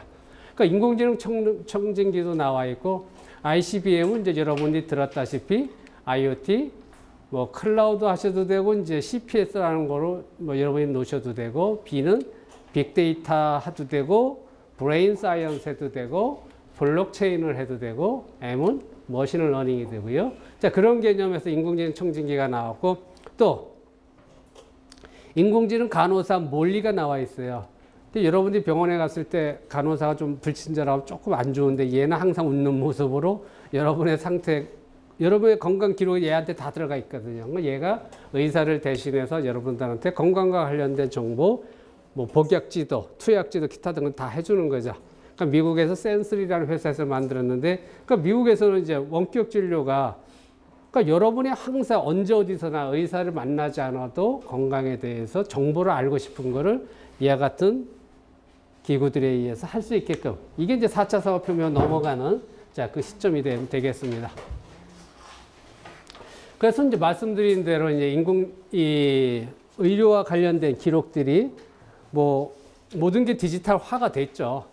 그 중에서 전 세계에서 의료 기록 정보화가 제일 잘 된 나라가 대한민국입니다. 왜 그러냐? 여러분, 미국에 있으면은 개인 의료보험이 다 따로따로잖아요. 개인 회사마다 의료 정보가 다 분산돼 있잖아요. 그죠? 근데 대한민국은 국민건강보험공단 하나잖아요. 모든 의료 정보, 약국 병원에서 모든 게 다 일로 들어가잖아요. 5천만이 딱 한 군데 돼 있는 나라 대한민국 하나입니다. 그러니까 이거를 자, 이제 인공지능을 어떻게 할 거냐에 따라서 정말 대한민국이 인공지능 헬스케어 분야에서 세계 최고로 치고 갈 수 있는 분야는 많이 있다고 보시면 되고요. 자, 인공지능에 있어서는 데이터가 제일 중요한데 대한민국은 의학 분야에 있어서는 제가 이제 인공지능을 국방에 적용하려고 해도 이놈은 국방 쪽에서는 적용하려 할 방법이 뭐가 정보가 남아 있어야지, 뭐가 디지털로 돼 있어야지. 그래서 말은 인공지능으로 국방을 하고 싶은데 하기가 참 어려운 분야가 국방 분야지만은 의학 분야는 정말 이제 쉽게 적용할 수 있는 분야다. 그 중에서 대표적인 게 IBM 왓슨이고요. 여기 나와 있는 대로 왓슨이 이제 잘하는 게 기계학습을 잘했어요, 처음에. 기계학습을 해가지고 모든 의료와 관련된 정보를 다 집어넣고 의사들이 말씀하시는 또 환자가 말하는 걸 갖다 다 자연어 처리를 해서 이해를 할 수가 있거든요. 그래서 정보를 가지고 지가 기계학습을 하죠. 기계학습을 하고 또 이제 어떤 아까 봤던 그 화상정보라든가 뭐 초음파 사진 정보를 갖다가 지가 분석을 하고 분석을 해가지고 이가 이제 어떤 교재, 어떤 그 의료 정보와 관련된 어떤 진료와 관련된 해석 툴이 들어와가지고 여러분이 필요한 모든 의학 건강에 있어서 이제 결정을 얘들이 내려주는 것이 IBM 왓슨이 되겠습니다. 자, IBM 왓슨이 결론이 이제 여러분이 이제 어떤 정보가 많이 있을 때, 의료 정보가 많이 있을 때 디시전 메이킹은 하나거든요. 그럼 디시전을 어떻게 추리하는 과정을 갖다가 나무 형태로 나타난 CNN이라는 트리도 되겠고요. 뭐 여기서 이제 이렇게 해가지고 얘가 할 수 있는 게 여기 나와 있는 뭐 여러 가지 기능들이 있습니다. 그래서 이 IBM 왓슨이 여러분의 의료 정보 기록으로부터 환자를 다 예측하는, 프리딕트하는, 그러니까 인공지능에 있어서 가장 중요한 건 프리딕트고요. 지가 학습해가지고 예측하는 거거든요. 그러니까 지금 예를 들어서 제가 볼 때는 자, 북한이 핵을 쏠까 안 쏠까?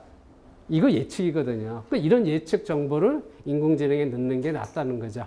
자, 그리고 이제 우리가 개인적인 의료 정보 기록이라든가 여러 정보들을 이제 이 인공지능 의사 IBM 왓슨은 처리할 수 있고요. 자, IBM 왓슨이 지금 이제 스마트폰 앱을 통해서 이제 건강 지도를 하는 거죠. 그래서 이제 이 앱을 통해서 내가 오늘 저녁 때 보쌈을 먹었는데 보쌈이 나한테 맞았는지 에너지가 과도했는지 물어보면 대답을 해준다는 거지, 이 앱은. 그리고 내가 이제 많이 먹었는데 열량은 많이 섭취했는데 운동량은 적었는지 많았는지 그럼 너 조금 더 걸어라라고 해주는 앱이죠, 이게 지금. 자, 그런 앱이 건강을 코치해주는 앱이 이제 나와 있다는 거고요. 이제 그런 식으로 해서 아까 말씀드린 대로 아프지 않게 사전에 예방할 수 있는 섭생 지도를 하게끔 나왔다라고 보시면 되겠습니다. 뭐 이런 것도 있을 수가 있고요. 근데 이 IBM 왓슨이 지금 국내에 한 6개가 지금 도입이 돼 있더라고요. 정확하게는 5개고 올해 이제 중앙보훈병원에서 도입해가지고 지금 보셨다시피 지방대 병원이죠, 다들. 가천대, 부산대, 대구 카톨릭대, 계명대, 건양대는 도입해서 쓰고 있고요. 자, 그러니까 여기 보셔도 얘가 좀 공부한 거 보게 되면 의학 저널 전문문은 290종을 갖다가 얘들이 10년이 됐건 20년이 됐건 그걸 다 공부를 시켰고요. 의학 교과서 200종을 공부시켰고 전문자 1200. 이거 공부한 사람하고 의사하고 비교가 게임을 하면 안 되죠. 자, 이제 그렇고요. 지금 여기 밑에 있는 이거 제가 신문에 난 기사 그대로 이게 길병원일 거예요, 이게. 그러니까 환자가 의사 선택할래? 인공지능 왓슨 선택한다니까 다 인공지능을 선택을 했거든요. 근데 정확하게 7초 만에 항암 치료 처방을 내려줬고 어떤 환자는 5일 동안 원인을 못 찾았는데 얘가 2시간 만에 원인을 찾았거든요. 그런 식으로 정확한데 지금 왓슨을 도입하려면요. 1년 지금 로열티가 한 10억 정도입니다. 10억 정도 되면 근데 10억에 의해서 환자를 그만큼 그 이상 유치를 하죠. 그러니까 당연히 그러니까 좀 이렇게 뭐 지방대 병원에서 유치를 하더라고요. 근데 이와 같이 되는데 한국은 뭐 하고 있냐? 한국은 지금 이제 삼성병원 또는 연대, 서울대 병원 다 지금 인공지능과 관련돼서 사업들을 하고 있죠. 이제 개발하려고 하는 거죠. 지금 개발 사업이고요. 그래서 인공지능 의료 영상 관리 시스템, 뭐 분당 서울대병원, 서울아산병원 하면서 이게 아마 SK텔레콤이 여기 들어가 있을 거예요. SK텔레콤이 들어가 있고, 그러니까 얘들은 개발 좀 한다는 거고요. 자, 문제는 개발하는 건 좋은데 누구 돈으로 개발해요? 국가 돈으로 개발해요. 지들이 개발하는 거 아니거든요. IBM은 국가 돈으로 개발한 게 아니죠. 자기들이 개발해서 세계적 영업을 하는 거죠. 그러니까 얘들도 국가 돈으로 개발하는데 여러분도 지금 혼자 개발하지 마시고 이런 눈먼 돈 가지고 개발하셔도 되고요. 연세의료원도 보셨다시피 아까 제가 말씀드린 유비쿼터스나 사물인터넷에서는 시설적으로 그래도 요즘은 이제 성인병 발생 예측, 인공지능이 들어왔으니까 자, 이런 거하고 당뇨병 예측, 진단 예측 시스템 개발하는데 지금 과제를 하고 있죠. 얘들은 이제 KT가 들어와서 같이 하고 있고요. 그러니까 지금 보셨다시피 통신사들의 수익 모델로서 병원과 함께 앞으로 이 시대가 되니까 이렇게 준비하고 있고요. 그러니까 여러분들이 하고 계신 지금 우리 뭐 박 회장님이 하고 계신 공기청정기라든가 아까 우리 유기농 커피 같은 거 결국 건강이거든요. 그러니까 이거를 어떻게 연계시켜서 소비자한테 감성적인 스토리텔링을 주는 게 중요한 거지 하드웨어가 우수하다? 그건 옛날 얘기죠. 자, 그거를 이제 어떻게 할 거냐 하는 것을 한번 생각해 보시면 좋을 것 같고요. 자, 이런 시대가 왔다라고 보시고요. 자, 이제 구글은 뭐 하고 있느냐? 지금 보셨다시피 시간상 뭐 실시간 혈당 관리부터 건강 관리하는 앱이 나와서 다 하고 있고요. 노화 방지, 이제 죽지 않는 걸 찾는 거죠, 얘들은. 그러면서 유전자 분석을 해서 질병 예방하고요. DNA 테스트해서 수술 로봇 개발할 뭐 이런 것들은 구글에서 하고 있는 거고요. 자, 그래서 이제 저희들도 한국에서 좀 개발을 할 필요가 있는 것들 제가 옆에다 적어 놔봤습니다. 그래서 이 4차 산업혁명의 스마트 헬스 케어 쪽을 가려면은 일단 말씀드린 대로 건강한 사람이 건강한 힐링 생활을 하는 게 중요하거든요. 그래서 이제 섭생 운동 지도를 어떻게 식사 지도, 운동 지도를 다 해줘야 되고 건강 생태계를 지도해주고 건강 질병을 예측해서 아프지 않게 도와주는 게 제일 중요하다고 저는 생각해서 저런 게 필요하고 자, 그다음에 이제 치유하는 게 중요하기 때문에 우리가 인공지능 대화형 가상 닥터가 필요하고요. 염색체 지도 치료, 또 맞춤형 수술 치료, 헬스 아바타 시뮬레이션. 그러니까 인공지능이 진료를 하고 그다음에 수술은 인공지능 로봇이 하고 복약은 3D 프린터가 만들어주고 이게 이제 4차 산업혁명 시대 헬스케어 방향이 글로 가게 돼 있죠. 자, 그럼 그것들을 어떻게 만들 거냐 하는 것들을 한번 생각해 보시는 하나의 플랫폼이 이렇게 구성하면 될 것 같고요. 자, 그런데 그렇게 만들어 가지고 이제 사회 속에서 네트워킹을 합니다. 이런 것들을 갖다 모바일 생태계라고 하죠.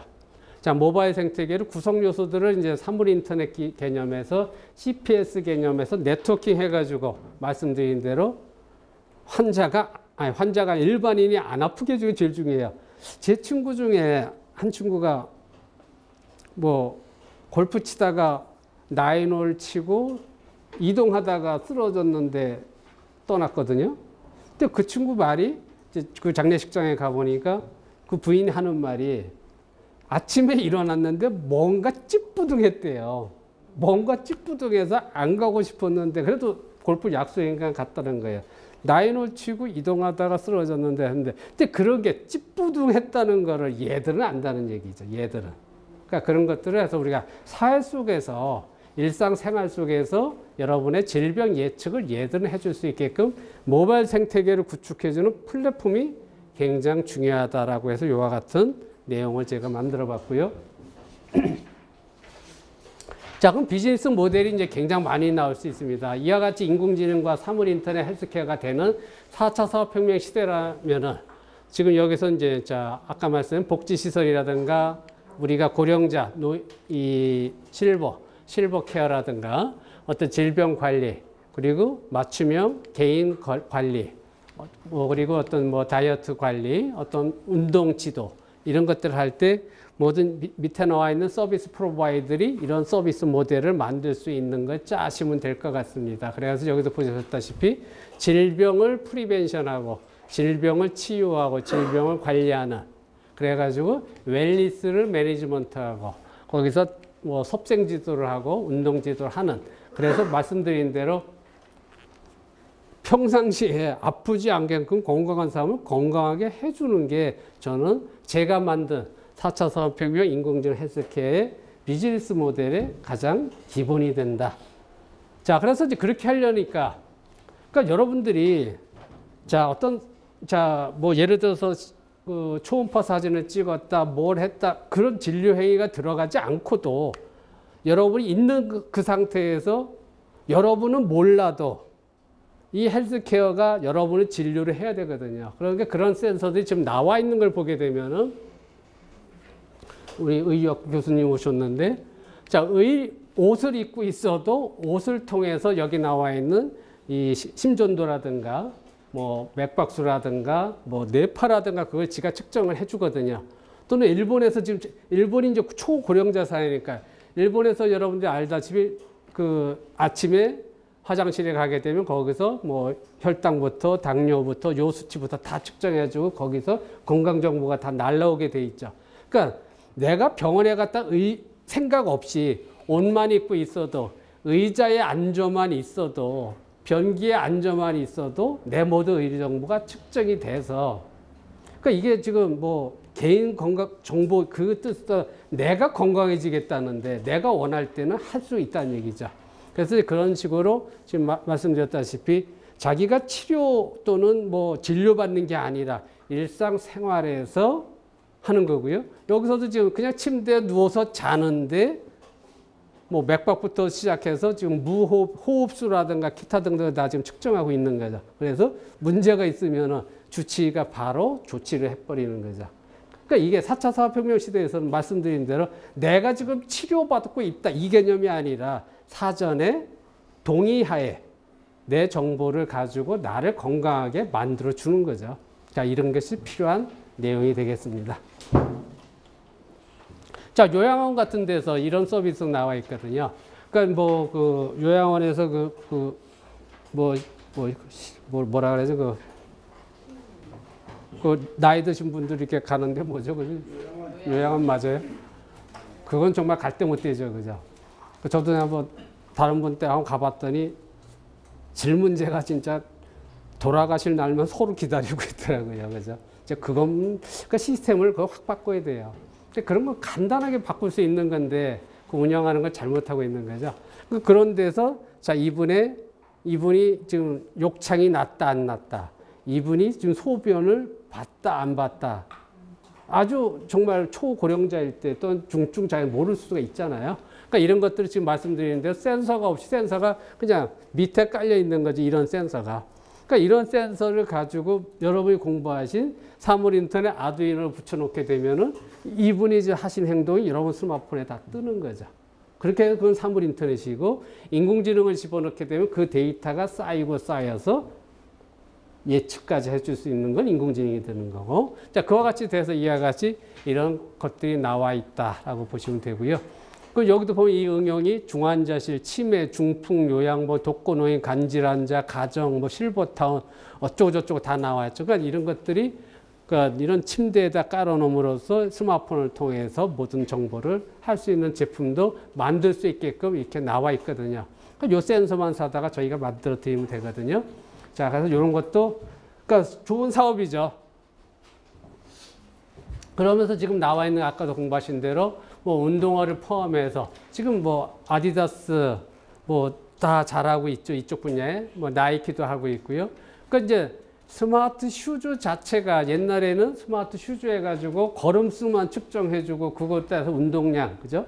만보 걸었다 이거 해줬죠. 요즘 그게 아니고 여기다가 앞전 센서를 집어넣어가지고 전기 생산해가지고 뭐 자기 스마트폰 이렇게 충전돼주고요. 또는 이제 저기에다 그 센서가 집어넣어가지고 발에 걸리는 압력에 의해서 이 친구의 그 걷는 모습이 틀렸다 안 틀렸다 이것까지도 지도를 해주거든요. 뭐 그런 센서를 신발까지 집어넣는 게 요즘 추세거든요. 그러니까 신발이 전에는 아무것도 없어요. 50불 정도 하다가 이게 만보 개가 장착되니까 한 150불로 늘어났다가 이게 이제 헬스케어 개념까지 들어가니까 지금은 한 300불까지 올라가도 사더란 얘기죠. 왜? 자기가 원하는 기능을 놓쳤기 때문에 소비자는 쓰더란 얘기죠. 자, 이제 그런 식으로 이제 여러분들이 말씀드린 대로 어떤 환자로서 어떤 내가 지금 의사로부터 검진을 하고 이거 치료를 받는다고 하면은 좀 불편한데 있는 그대로 신발 신고 있고 옷을 입고 있어도 요즘 이제 스마트 의류라는 게 그 섬유가 나와 있기 때문에 스마트 섬유 가지고 또는 일반 섬유를 하더라도 사물 인터넷 공부하신 아두이노 가지고 이용해 가지고 쉽게 만들 수 있는 이런 같은 제품들이 가능하다라고 보시면 되겠습니다. 그리고 이제 일상생활에서 여러분이 피트니스에 가셨다 하더라도 이와 같은 여러분의 운동 지도 내용이 바로 주치의한테 가서 여러분의 지금 일상생활의 건강 정보가 그대로 들어가는 거죠. 자, 그러면서 이제 중요한 건 이제 개인 맞춤형 건강 지도가 굉장히 중요합니다. 이걸 갖다 PHR이라고 하거든요. 퍼스널 헬스케어 레코드인가 이럴 거예요. 이게 아마 개인 건강 맞춤 지도 PHR이라는 게 있고요. 자, PHR 서비스가 지금 보셨다시피 여러분들의 이제 개인 그러니까 지금 우리가 VIP 병원의 VIP라도 갔을 때만 VIP로서 대접받는 거지. 언제 어디서건 뭐 골프장을 갔건 여러분 가정에 있건 직장에 있건 뭐 수영장에 있건 언제 어디서나 받을 수 있는 서비스가 PHR 서비스 개념에서 사물인터 인공지능 아까 말씀드린 대로 안 아프게 해주는 게 최고지 아픈 다음에 치료하는 건 필요가 없다는 얘기죠. 그 PHR 서비스를 어떻게 비즈니스 모델을 짜느냐 굉장히 중요한 내용이 되겠습니다. 자, 이제 그것들을 할 수 있는 게 스마트 홈도 있고 스마트 오피스도 있고 이제 이런 자 이제 인공지능 개념과 사물 인터넷에 의해서 또 다른 개념 옛날에 유비쿼터스나 사물 인터넷 개념이 아닌 새로운 개념의 스마트 홈과 스마트 오피스가 구축할 수 있는 방안이 여러 가지가 있고요. 자 그러면서 이제 제가 보니까 제일 억울한 게 뭐냐면요. 저 이제 치과에 여기 금이가 치과에 갔는데 이쪽 병원에서 이제 엑스레이 찍고 다 했어요. 이제 크라운을 씌워도 얘 되게 비싸게 받더라고요. 그 이제 옆에 병원에 가서 알아봐 공이 싸게 해. 근데 그쪽 가서도 엑스레이 또 찍으래요. 당일에 찍잖아요, 그죠? 자, 이 문제점이 뭐냐는 거죠. 여러분이 지금 만약 신생아가 태어난다. 걔 의료 기록 다 디지털 돼 있죠, 그죠? 그럼 걔가 100살 때가 살았다. 100살까지 여러분이 지금 살아 생전에 병원에 간 횟수가 예를 들어 1000번이 된다라고 가정했을 때 1000번의 의료 기록이 만약에 한 곳에 다 쌓여 있다면은 그걸 여러분을 아바타를 만들어 놓고 의료 기록을 얘한테 예를 들어서 심장 위치에는 심장에 관련된 정보를 집어넣고 뭐 그 필요한 정보 거기다 다 집어넣고 여기에다가 요새 염색체 지도는 100불이면 다 테스트 하거든요, 요즘은. 자기 DNA 테스트에서 자기 염색체 지도까지 나오면요. 질병 100% 예측합니다. 그러니까 저는 이 사업을 지금 하고 싶은 거거든요. 이거 제가 특허 내놨는데. 그러니까 지금 이제 아까 말씀드린 4차 산업혁명 시대 질병을 예측하는 게 가장 중요한데 의료 정보가 아바타를 만들어 놓고 자기 의료 기록을 한 군데 쌓아 놓자. 이게 이제 헬스 아바타. 제가 이제 창안한 거고 제가 만들어 놓은 거거든요. 그래서 영화에 나오는 아바타처럼 자기 대신 자기 건강은 이제 얘가 대신 다 해주는 이 사업을 좀 하자라고 해서 이제 보셨다시피 이렇게 아바타를 이제 여러분을 만들어 놓고 여기에다가 모든 의학과 관련된 걸 다 집어넣죠. 집어넣고 이제 필요하면 이제 스마트폰을 통해서 여기서 이상이 발견되면 얘가 저한테 스마트폰으로 정보를 주는 이 헬스 아바타 사업 되지 않을까요, 이거? 저는 이거 될 것 같은데, 이 사업. 그래서 제가 이제 신경 쓰는 사업 중에 하나고요. 그러니까 좀 뭐 헬스 아바타 하나만 구축해 놓고 똑같은 사람의 얼굴만 바꿔놓고 말씀드린 모든 자기의 개인의 의료 정보만 집어넣고 염색체 지도만 집어넣게 되면은 정말 효율적인 건강 지도를 저는 할 수 있다고 생각을 하거든요. 자, 그래서 뭐 저 특허 내용이 질병 예측을 어떻게 하느냐, 아바타 신체 장기 어떻게 하느냐, 뭐 쭉쭉쭉 이런 정보들이 쭉 있고요. 자, 뭐 이런 거 있다고 저는 생각이 드는데, 자, 이 정도면요. 사실은 개인이 이거 사업하겠다고 하는 것보다 국가에서 달려들어서 빨리 전 세계 석권하는 게 더 중요하거든요. IBM 왓슨이 저 정도 하는데 대한민국은 이렇게 하겠다. 이거 필요하거든요. 근데 이제 개인이 하긴 좀 그런데 좀 국가가 했으면 좋겠습니다.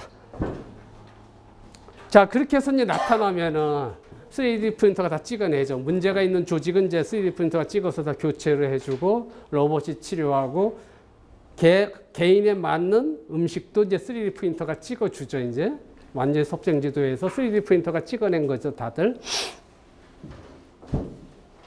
자, 그러면서 이제 아까 말씀드린 대로 이제 여러분이 사회 곳곳에서 이제 헬스 스팟이라고 해서 4차 산업혁명 기반에서 여러분이 항상 의료 정보를 받을 수 있는 가상 닥터가 들어와서 여러분과 네트워킹 해가지고 모든 정보, 여러분을 건강하게 해주는 사업이 가능할 것 같고요.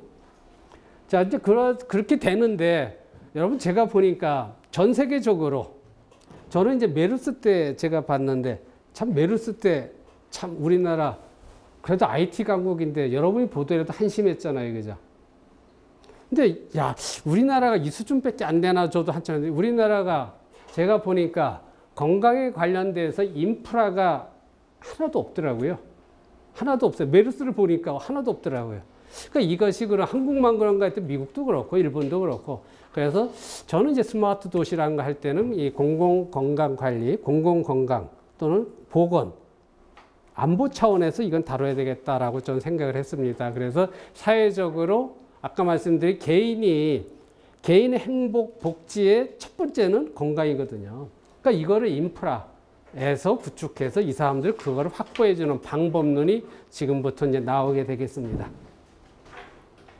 자, 그렇게 하려면 이제 모든 사회 곳곳에 이런 장소들이 이제 네트워킹이 돼가지고 4차 산업혁명 기반에 다 의료 정보가 아까 말씀드린 CPS라는 개념, 실제 병원에 갔을 때 그 정보가 한 곳에 모이는 거죠. 지금 예를 들어서 내일 아침 10시에 병원 기록이 국민건강관리공단에 다 뜨게 되면은 지금 어느 지역에서 독감이 제일 많고 어느 지역에서 당뇨병 환자가 많이 발생 있거든요. 그럼 그것에 따라서 사회 인프라를 바꿔줄 수가 있거든요. 자, 이제 그런 것들이 이런 네트워킹 했을 때 가능해질 것 같고요. 자, 지금 말씀드린 대로 이제 우리가 뭐 사스부터 뭐 신종플루 뭐 재작년에 난리가 났던 메르스까지 야, 이거는 아닌 것 같아요, 지금. 자, 이런 것들을 근데 우리가 메르스가 끝났는데 자, 요 연도로 봐서 2018년 정도에는 오지 않을까요, 이거? 18년, 19년도 뭔가 올 것 같거든요.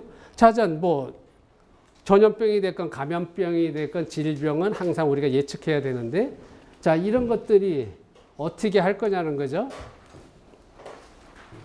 아시다시피 평택에서 이제 처음에 환자가 서울로 삼성병원에 오면서 그 환자가 이제 다 개판쳐졌잖아요. 그죠? 근데 이 친구를 위치를 못 찾았다. 여러분, 처음에 등록만 해놓게 되면은 이 친구 스마트폰 가지고 위치 그대로 다 나타나잖아요. 그죠? 그 시스템을 어떻게 만드느냐가 중요하거든요. 자, 전라도 순창이 참 잘했다. 마을 봉쇄를 2주 동안 했잖아요. 아니, 서울을 만약 2주 동안 차단하면은 전 세계 경제가 어떻게 되겠어요, 저거. 그러니까 이걸 잘했다고 하는 것보다는 인프라 구축이 전혀 안 돼 있다가 문제예요. 그 인프라를 어떻게 할 거냐가 이제 굉장히 중요한 얘기가 되겠습니다. 그래서 일부 제가 이제 해놨는데, 자, 해외 감염병, 메르스 같은 신종 프로 같은 이런 것들은 공항이나 항만에서 다 체크가 될 수가 있어요. 여러분 들어서 열화상 카메라 장소 고열나는 거 다 체크가 되거든요.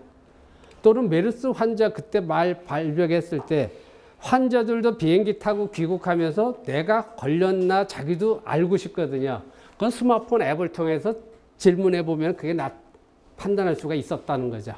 그래가지고 거기서 이제 의심 환자를 자기가 이제 스마트폰 앱을 통해서 등록해 보거나 또는 CCTV라든가 이와 같은 열화상 카메라 가지고 본인은 안 하더라도 CCTV에서 이분의 지금 체온을 다 측정을 한 거죠.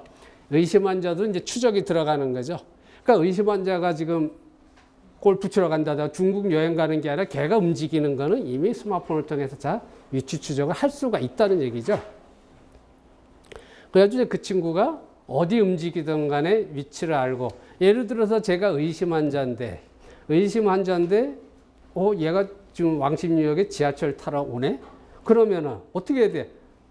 못 오게 해야 되고 설마 얘가 가면은 승객들한테 알려줘야 되거든요.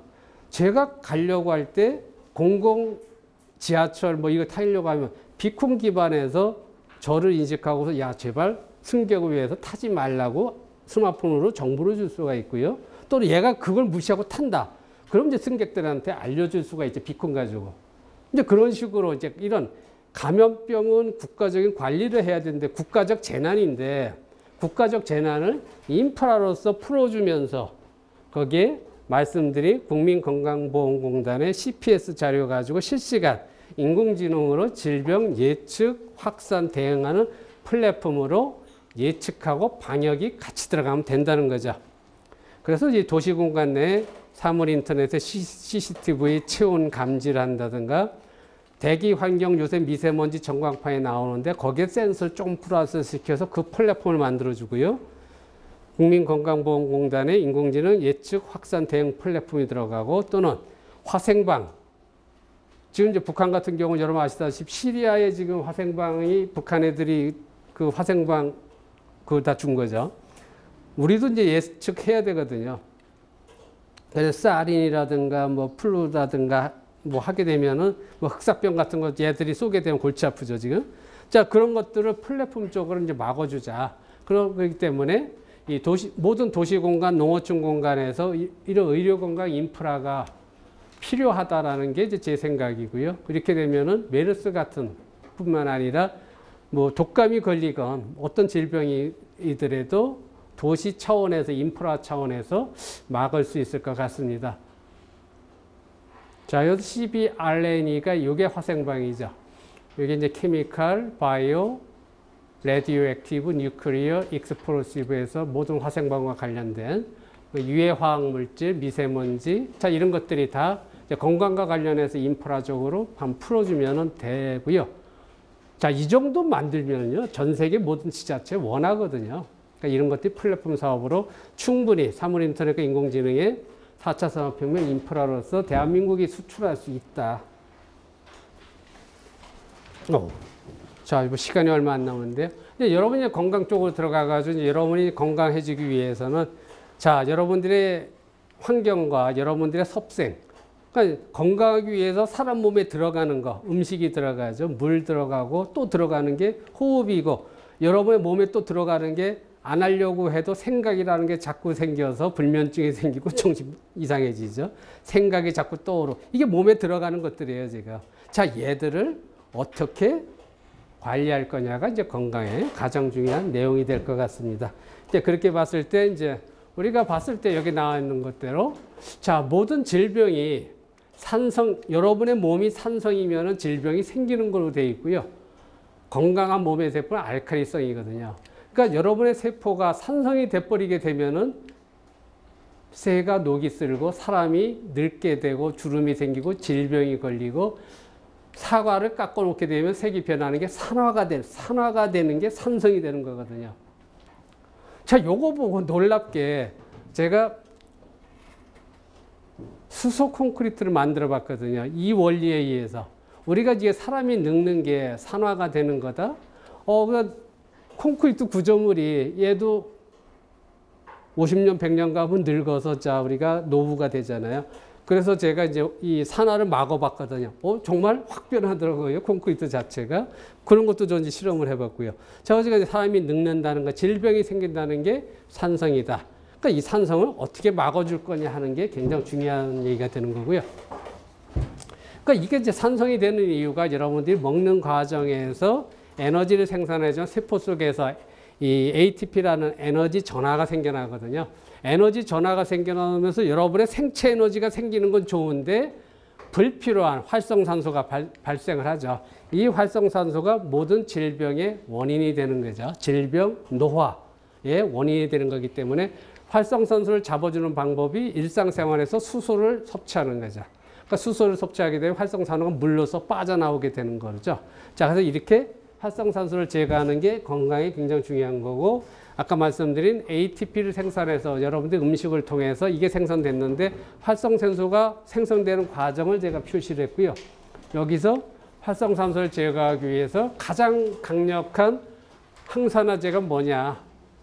그러니까 여러분들이 바나나를 750개를 먹던가 사과를 500개를 먹던가 해야 되는데 수소수 물 8잔 1.6리터면 그만큼의 산화력이 있더라는 게 수소물의 장점입니다. 그러니까 여러분들이 하루에 수소물을 1.6리터를 먹으면 바나나를 하루에 700개 먹은 항산화 효과를 갖는 거죠.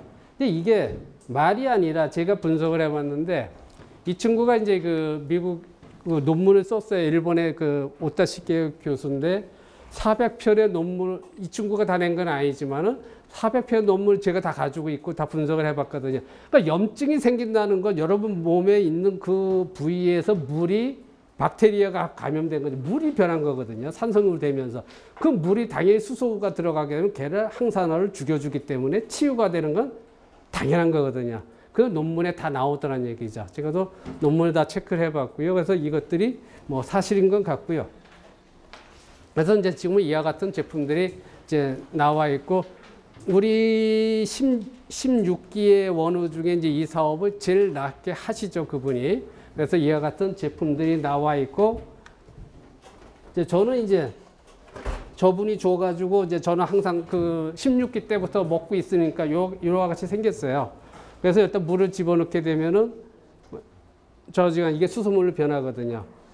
요게 지금 인터넷에서 70만 원 돈에 지금 팔고 있고, 일본에서는 17만 엔으로 지금 홈쇼핑에 팔더라고요. 근데 이분이 여러분들 원우니까 원가에 주겠대요. 여러분들이 원하시는 분들은 원가가 얼마냐 했더니 뭐 한 20만 원 돈이라고 하더라고요. 근데 이게 중요한 게 아니라 이거 가지고 지금 말씀드린 대로 사업 모델을 찾는 게 중요해요. 자, 커피에 넣을 수도 있고 농장에 쓸 수도 있고요. 그러니까 사람의 건강과 관련된 농장에서 수경 재배할 때 이걸 집어넣으면 되고요. 저분이 지금 인삼 재배를 수경 수소 재배를 해버리니까 고부가가치 인삼이 되는 거거든요. 자, 이제 그런 식으로 사업 모델을 생각하시라고 제가 소개를 한 거거든요. 뭐 원하시는 분 저거 사도 되고, 자, 저런 식으로 할 수가 있고요. 말씀드린 대로 뭐 여러 가지 제품이 많이 생각해 볼 수가 있습니다. 음료수부터 시작해서 모든 거를 다 힐링과 관련된 것은 할 수 있고, 그래서 말씀드린 대로 콘크리트에다가 이 수소물을 넣고 수소 콘크리트를 제가 만들어 가지고 수소 콘크리트 해보니까 보통 우리가 우선 강도가 확 증진이 되고요. 콘크리트는 이제 경화 굳게 하는 데 있어 우리가 28일 양생을 28일 기다려야 돼요. 한 6시간 만에 다 굳더라고요. 다 굳으면서 이제 부식 효과가 없어지고 하는 걸 발견을 했습니다. 그래서 저희 연구실에서 이제 한 친구가 요번 학기 졸업하는데 박사 논문이 수소 콘크리트 개발에 대한 연구입니다. 세계 최초죠, 그런 게. 박사 논문이니까 우선 독창성이 있어야 되는데 수소 콘크리트란 말은 없거든요. 그래서 콘크리트에다 물 대신 수소를 집어넣어가지고 하니까 말씀드린 강도도 개선되고 부식이 안 되고 뭐 빨리 굳고 여러 가지 장점이 많이 나타났었습니다. 그거 외에도 수소만 좋은 게 아니라 이제 제가 연구하는 것 중에 또 17개 원우 한 분이 이제 저한테 오셔가지고 자기가 하는 것 중에 여러분 미네랄이 이제 인체에서 생성이 안 되잖아요, 그죠? 여러분 약을 통해서 먹는 건 무기 미네랄이거든요. 그런데 자연 상태에서 유기 미네랄이 존재합니다. 유기 미네랄이라는 것이 바로 이 풀빅산이라는 거거든요. 그러니까 풀빅산이 수소 이상 좋은 거거든요. 그러니까 얘들은 그 만년 전에 죽은 동물이라든가 식물들이 지하에서 지열에 의해서 만년 이상 견딘 것들이 미네랄로 변했는데 그게 유기질이에요. 그게 유기 미네랄이거든요. 그래서 죽은 사람도 살린다는 게 풀빅산이거든요. 일본에서 지금 한참 이게 잘 팔리고 있고 화장품으로 개발되고 그냥 음료수로 먹기도 하고요. 저도 먹어봤거든요. 이분들이 가져와가지고.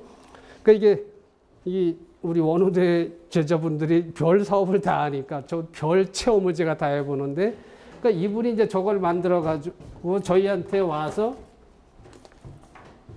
이게 이제 여자분들이 쓰는 이제 마스크 팩입니다. 마스크 팩을 이걸 가지고 만들었더니 여러 가지 효과가 좋죠. 그래서 저희 연구실에서 이제 토목과 교수가 이것까지 만들어서 줬고요. 이분이 이거 가지고 사업을 상당히 잘해요. 이게 여러분 마스크팩 여성분들 써보면 1,000원, 2,000원 다 사잖아요.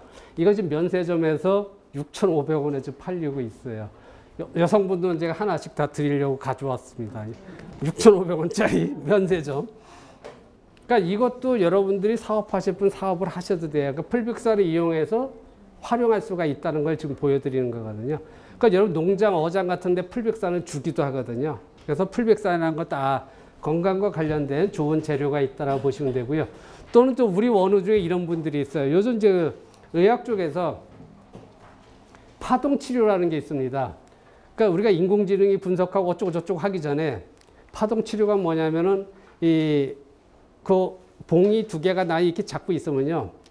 어떤 그 파동이 머리끝부터 발끝까지 한번 스캔을 싹 해요. 스캔하게 되면은 내 몸에 있는 모든 장기의 이상 유무를 다 체크를 해요. 근데 제가 이제 한번 해봤거든요. 그분은 한 12기 정도 되는데 그분이 이제 그 기계를 사와서 사업하시는데 그 파동 치료라고 하거든요. 토션 스펙트럼 어널라이저라는데 진짜 했는데 당신 7살 때 큰 사고가 있던 거를 잡아내요.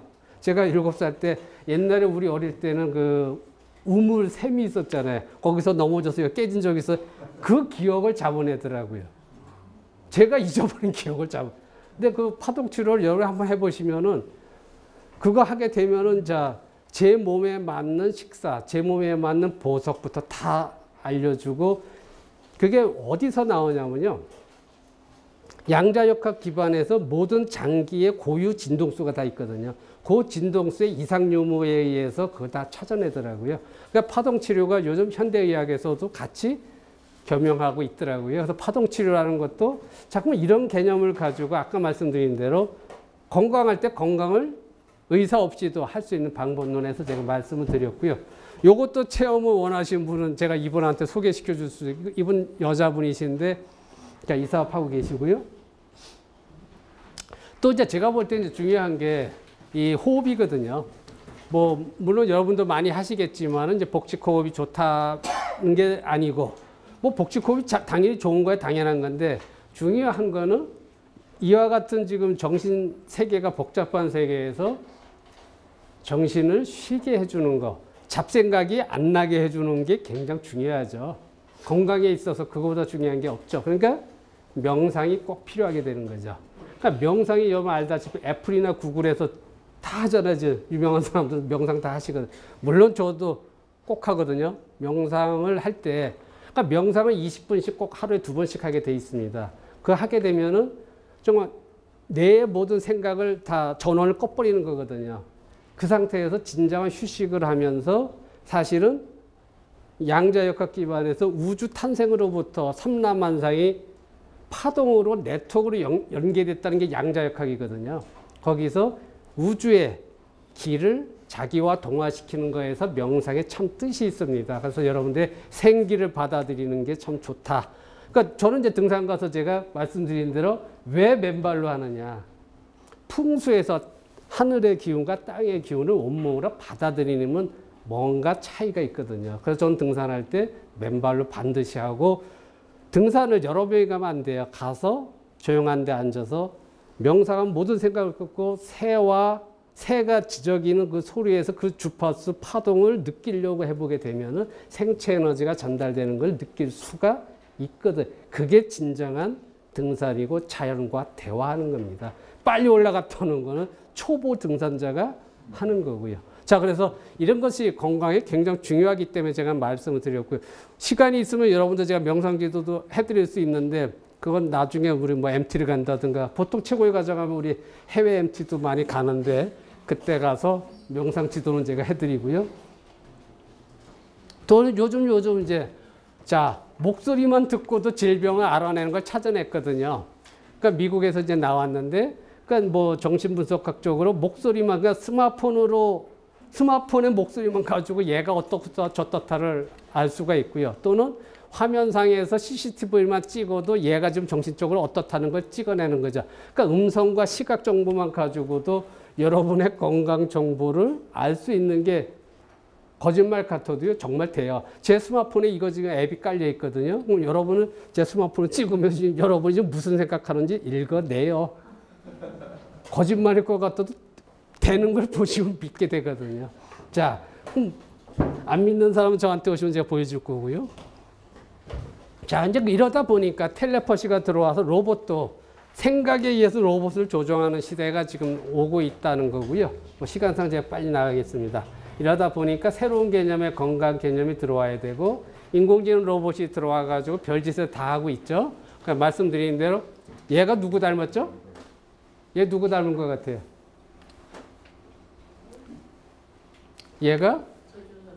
얘가 만들었는데 얘 벵고르체라는 얘기고요. 얘가 이 친구가 만들면서 오드리 헵번과 자기 마누라 얼굴을 합성해서 만드는 거예요. 뭐 근데 자주가 얘 피부를 보면 사람하고 별 차이 없어요. 후로보로 만들었는데 그리고 얘가 보통 62가지 인간 표현 뭐 화난 거부터 뭐 저 우는 거부터 여러 가지 그대로 표정을 하거든요. 그러니까 이런 거 이제 개발해 놓으니까 제가 지금 어느 업계에서 지금 얘한테 제일 많이 달려오느냐? 섹스 산업에서 제일 먼저 달려오죠. 그래서 이제 섹스 토이가 이런 식으로 만드는데 지금 섹스 토이가 싼 거는 600만 원, 비싼 건 2천만 원까지 하면서 그쪽 산업에서 제일 먼저 얘한테 또 뛰어오더라고요. 이 친구. 자, 이러다 보니까 이제 여러분들이 자, 이런 시대에서 이제 로봇과 인공지능이 이제 대세가 된 사회가 4차 산업혁명이고 이런 시대에 있어서 자, 로봇이 들어왔고 무인 자율자동차가 누구 잘못이냐는 거죠. 사물 인터넷에 들어와서 사물이 의료 정보를 나한테 줬는데 아니, 제가 잘못된 정보를 줬네요. 드론이 추락했네요. 이게 누가 잘못이냐는 얘기죠. 자, 이게 4차 산업혁명에 있어서의 미래 법정의 이제 모습이 되는데 미국 법원에서 이미 인공지능 판사가 들어와 있거든요. 그래서 중형 선고를 할 때 사례를 분석하고 법정을 다 분석해서 올바른 내려주는데 근데 저는 이제 우리 최고위 과정에 이제 뭐 판사, 검사, 뭐 변호사들은 많이 나오셨었어요. 이제 교수님은 우리 영 교수님이 최초로 지금 22기 동안 처음 나오셨는데 그러니까 이분들이 지금 한국에서도 이제 인공지능 로봇 뭐 윤리 이거 개발한다고 이제 그 만들자고 하시는데 이분들이 인공지능이나 사물 인터넷이나 무인 자율 자동차의 속성을 모르세요. 그러니까 코끼리가 있는데 다리만 만져보고 어쩌고저쩌고 그럴 확률이 있는 거거든요. 그러니까 이거를 제대로 다 아는 사람이 얘가 여기까지 할 것이다 예측하고서 법을 만들어주고 거기에 알고리즘을 만드는 게 중요한데 현재 그거 하시는 분들이 그렇지는 못한 게 제가 우려하는 바입니다. 자, 그래서 이런 시대가 이제 왔기 때문에 이것에 대해서 지금 예를 들어서 지금 국토부에서 이미 화성에다가 무인 자율 자동차 시범도시에서 사업을 시작했거든요. 그럼 무인 자율 자동차 이미 들어오게 돼 있는데 거기에 대한 법적인 그럼 무인 자율 자동차가 4차 산업혁명 기반에서 어떻게 발전하느냐 이거는 그 법을 만든 사람이 모르거든요 지금. 그럼 뭘 하겠다는 건지 저 같은 사람이 이제 안타까운 거죠 지금. 자, 그래서 이제 스마트 헬스를 한번 읽어보시고요. 이것도 제가 이제 특허를 가지고 있거든요. 자, 아까 말씀드린 대로 일상생활에서 사람을 건강하게 해주는 거고, 음식을 뭐를 먹건 간에, 생활을 어떻게 하던 간에 여러분이 건강한지 안 한지, 지금 내가 질병에 감염될까 안 될까, 정신적으로 안전한지 안 한지, 이것들을 지수로 다 알려주는 거죠. 그러니까 지금 복잡하게 EMR이었고, 그 뭐 심전도, 그런 얘기 해봤자 우리 관심 없잖아요. 결론은 내가 잘 먹고 있고 나한테 맞는 걸 내가 먹고 있다만 알려주면 되잖아요. 그러니까 인공지능이 그걸 판단해 주면 되거든요. 그래서 말씀드린 대로 안 아프게 만들어주는 게 가장 중요한 거다. 자, 그래서 그것도 이제 특허로 되어 있기 때문에 다 청구한 거 이렇게 되어 있고요. 여러분 한번 읽어보시고 이런 것들도 사업을 원하시는 분들은 제가 특허를 가지고 있기 때문에 하실 수 있고 자, 이 정도도 국가가 사실은 해야죠. 근데 병원 정도에서도 할 수가 있습니다. 이거는 지자체에서도 할 수 있고요. 자, 시간이 이제 3교시가 있기 때문에 끝나야죠. 이제 그래서 지금 여러분들이 아무리 제가 열심히 떠들어도 여러분 듣기만 하면 서로가 시간 낭비예요. 그러니까 이걸 들으시고 말씀드린 대로 많은 양을 좀 소비를 했거든요. 이 중에서 나는 요거에 관심이 있다. 그래서 그걸 가지고 여러분 지금 사업하라고 지금 이걸 하는 거지. 그냥 시간 남아서, 저도요, 이 나이 되다 보니까 들어가면 피곤해서 쓰러져야 돼요. 근데 여러분들께서 뭔가를 해 주셔야 되고, 대한민국이 이걸 통해서 애플, 구글, 이게 자신 있는 사업들이잖아요, 지금. 걔들이 못하는 거고. 그러니까 여러분들이 그걸 할 수 있게끔 제발 앞장서시고, 여러분 회사가 규모가 작아서 안 되니까, 한양대학교에 제가 4차 산업혁명 연구소를 가지고 있으니까, 여러분의 아웃소싱하는 싱크탱크로서 같이 하자. 제발 좀. 혼자 하시세요. 여기 나왔다고 여러분 아이디어 또 혼자 못 하세요. 지금 사물인터 인공지능 클라우드 CPS 이걸 여러분 못 하세요. 죄송하지만. 저는 알고 경제, 공유경제, 수익 모델, 사업 모델 어떻게 해야 되는지를 다른 사람보다 지금 한참 위에 있기 때문에 되거든요. 그러니까 여러분들 그걸 생각하시고 양자역학의 창시자의 마크 프랑스가 이렇게 얘기를 했습니다. 사물이 변하는 걸 원한다면 이제 4차 산업혁명이니까 사물이 변해야 되거든요. 그럼 여러분이 사물을 바라보는 방법을 바꿔야 되거든요. 그러니까 여러분이 사업을 하시기 위해서는 이제 전통적인 사업 방법에 의해서 이제 국한하지 마시고 새로운 방법으로 새로운 이 조직 22기라는 정말 이 훌륭한 분들이 많이 모이셨는데 또 서로의 장점이 많은 분이 계시는데 이 원우의 친목을 통해서 같이 사업도 얘기하시고 또 한양대라는 조직이 그래도 대한민국의 한양공대거든요. 뒤에서 여러분들 서포트 해드리니까 수업만 듣지 마시고 제발 같이 사업할 수 있게끔 기대를 하면서 오늘 강의는 마치겠습니다. 수고하셨습니다.